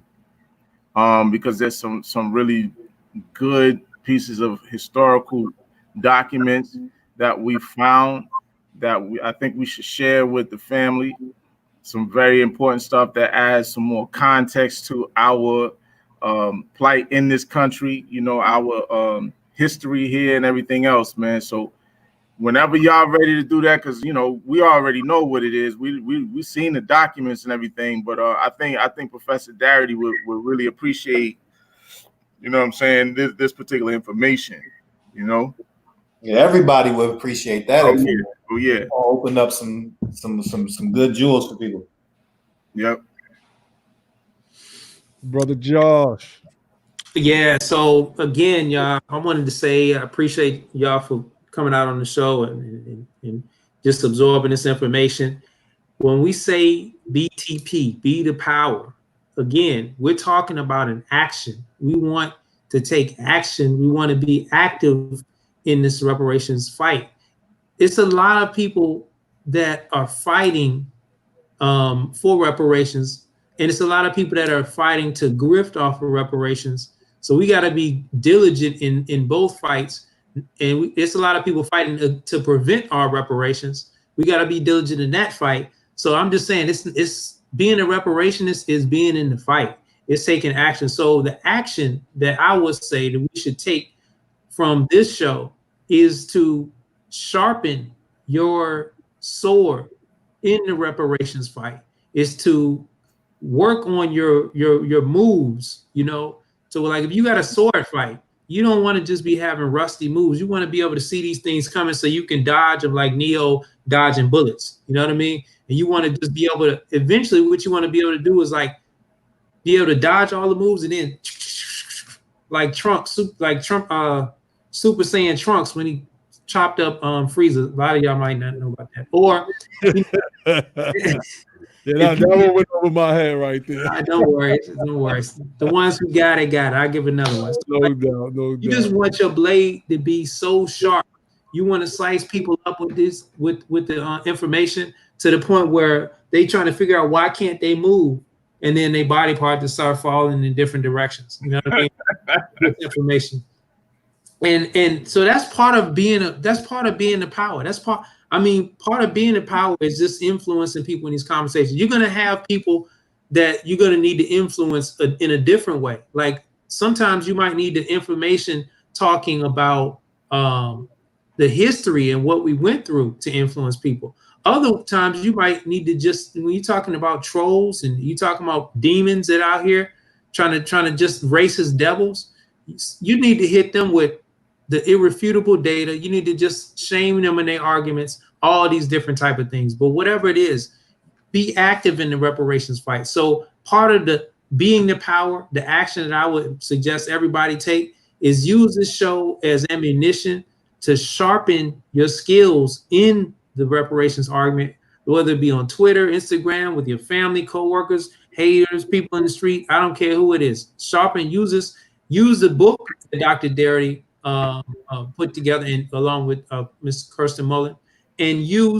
go to chapter 13, well, 12 and 13. Read the plan in chapter 12. Read the criticisms and responses in chapter 13, and just become like I said, become Trunks, become just an expert with these weapons.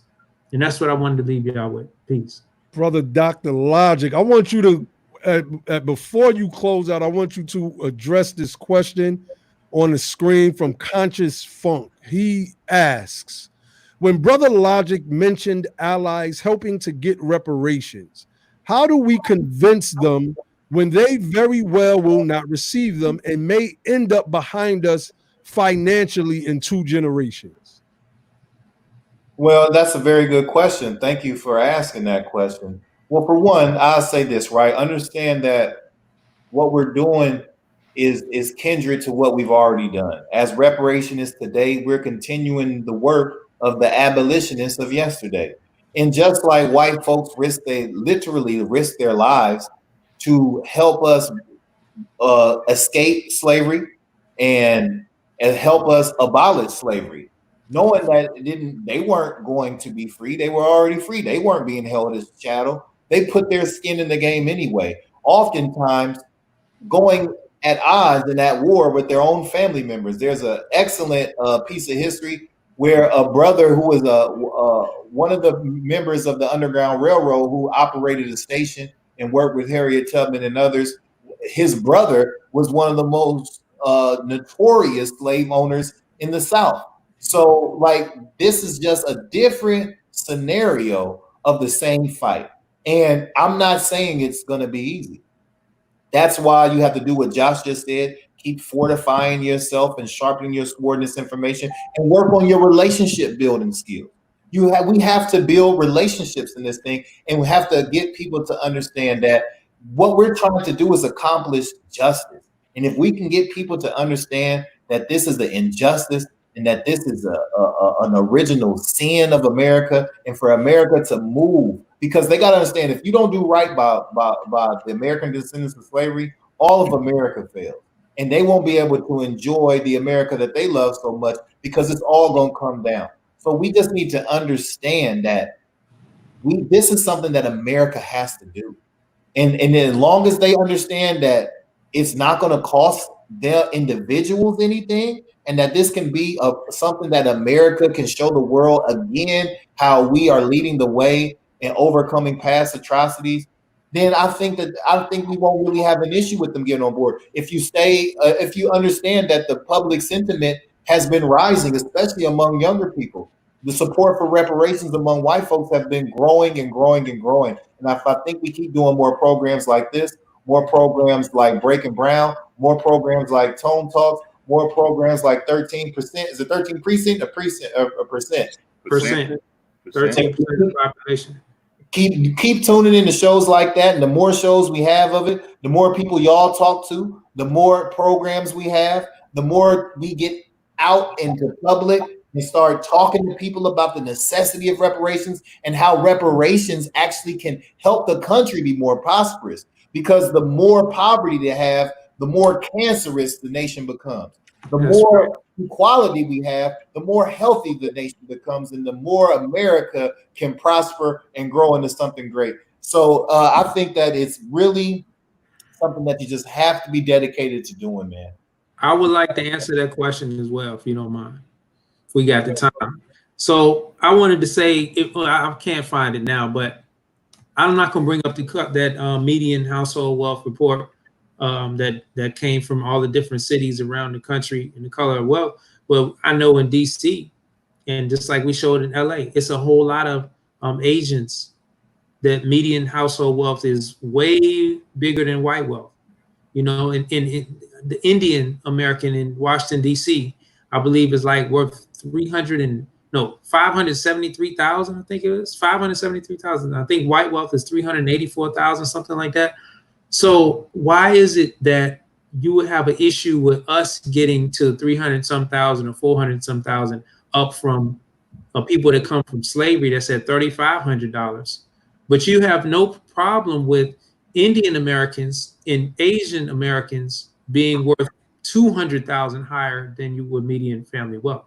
And we're not even talking. But and another thing is, even though we look at the median or the mean, we know that even if those are closed, then I mean the top of the top is still not going to be accessible. So even if we close in a median wealth, we won't see that translate into us controlling industries or controlling power or any of the means of production. So I don't know, like, why people will get the false sense that all of a sudden we're running things and we're controlling things just because our median wealth may rival that of white wealth. Definitely. I mean, you know, at the end of the day, man, the debt is the debt. The debt is The debt is the debt. I'm gonna answer this one in my closeout. At what point in the conversation about reparations with someone do you disengage? And y'all could jump in after I answer. I can only tell you what I do. After showing the data and the statistics over and over and over again, and asking an individual or individuals, just read this article and get back to me, and they refuse to do it just to carry on the fact that they really don't want to see us get reparations, that's when I disengage. I'm not going to keep wasting my time trying to lead a horse to water, and that horse is not going to drink the water. I'm not going to do it. So that's for me. Anybody y'all wanted to touch on that before I close out?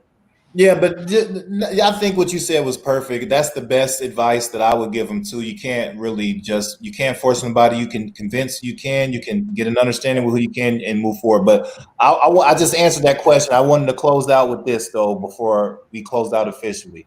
I just want to say, wrapping up everything on my end, just understand, I want people to just take these takeaways.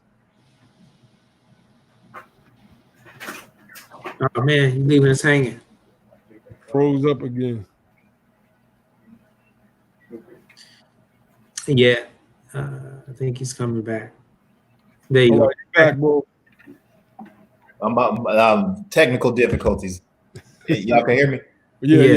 I apologize for that. I just wanted to make these takeaways. I just understand that is the true mission of a reparationist. And if we really want reparations to manifest, the real work is building the public sentiment, is getting the nation behind it.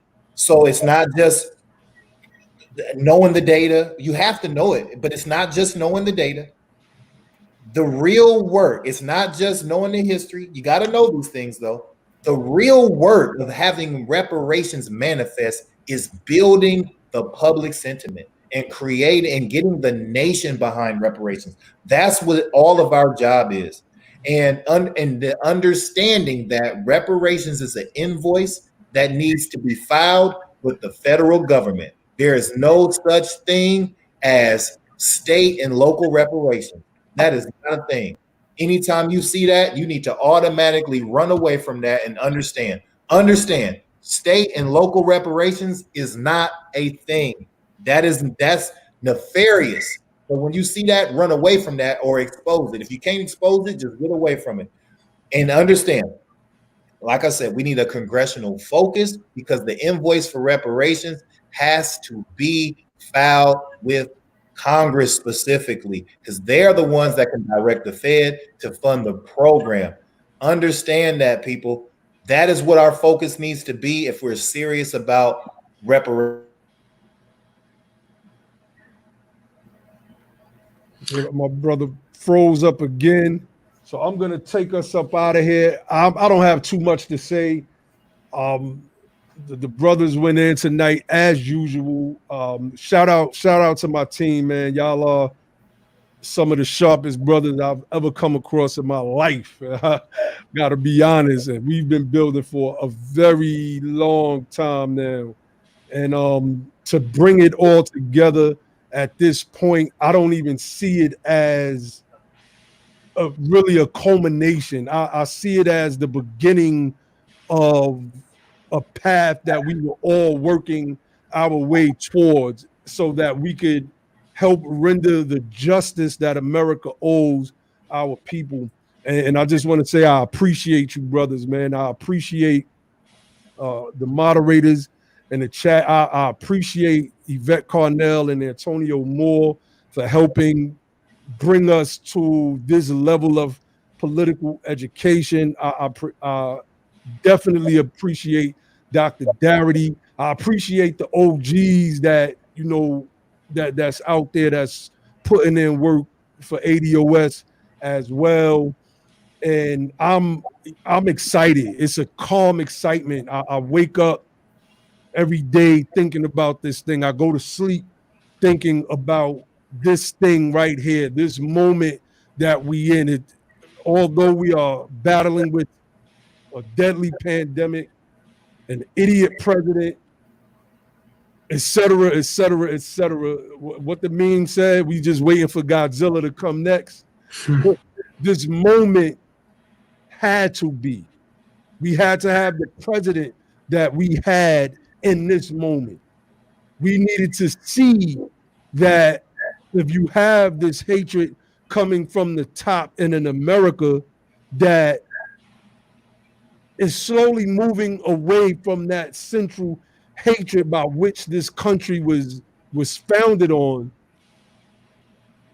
that the future for America is bright and it will become one of the greatest and most prosperous nations on earth if when it makes America's descendants of slavery whole again by simply doing the right thing. And that right thing is reparations.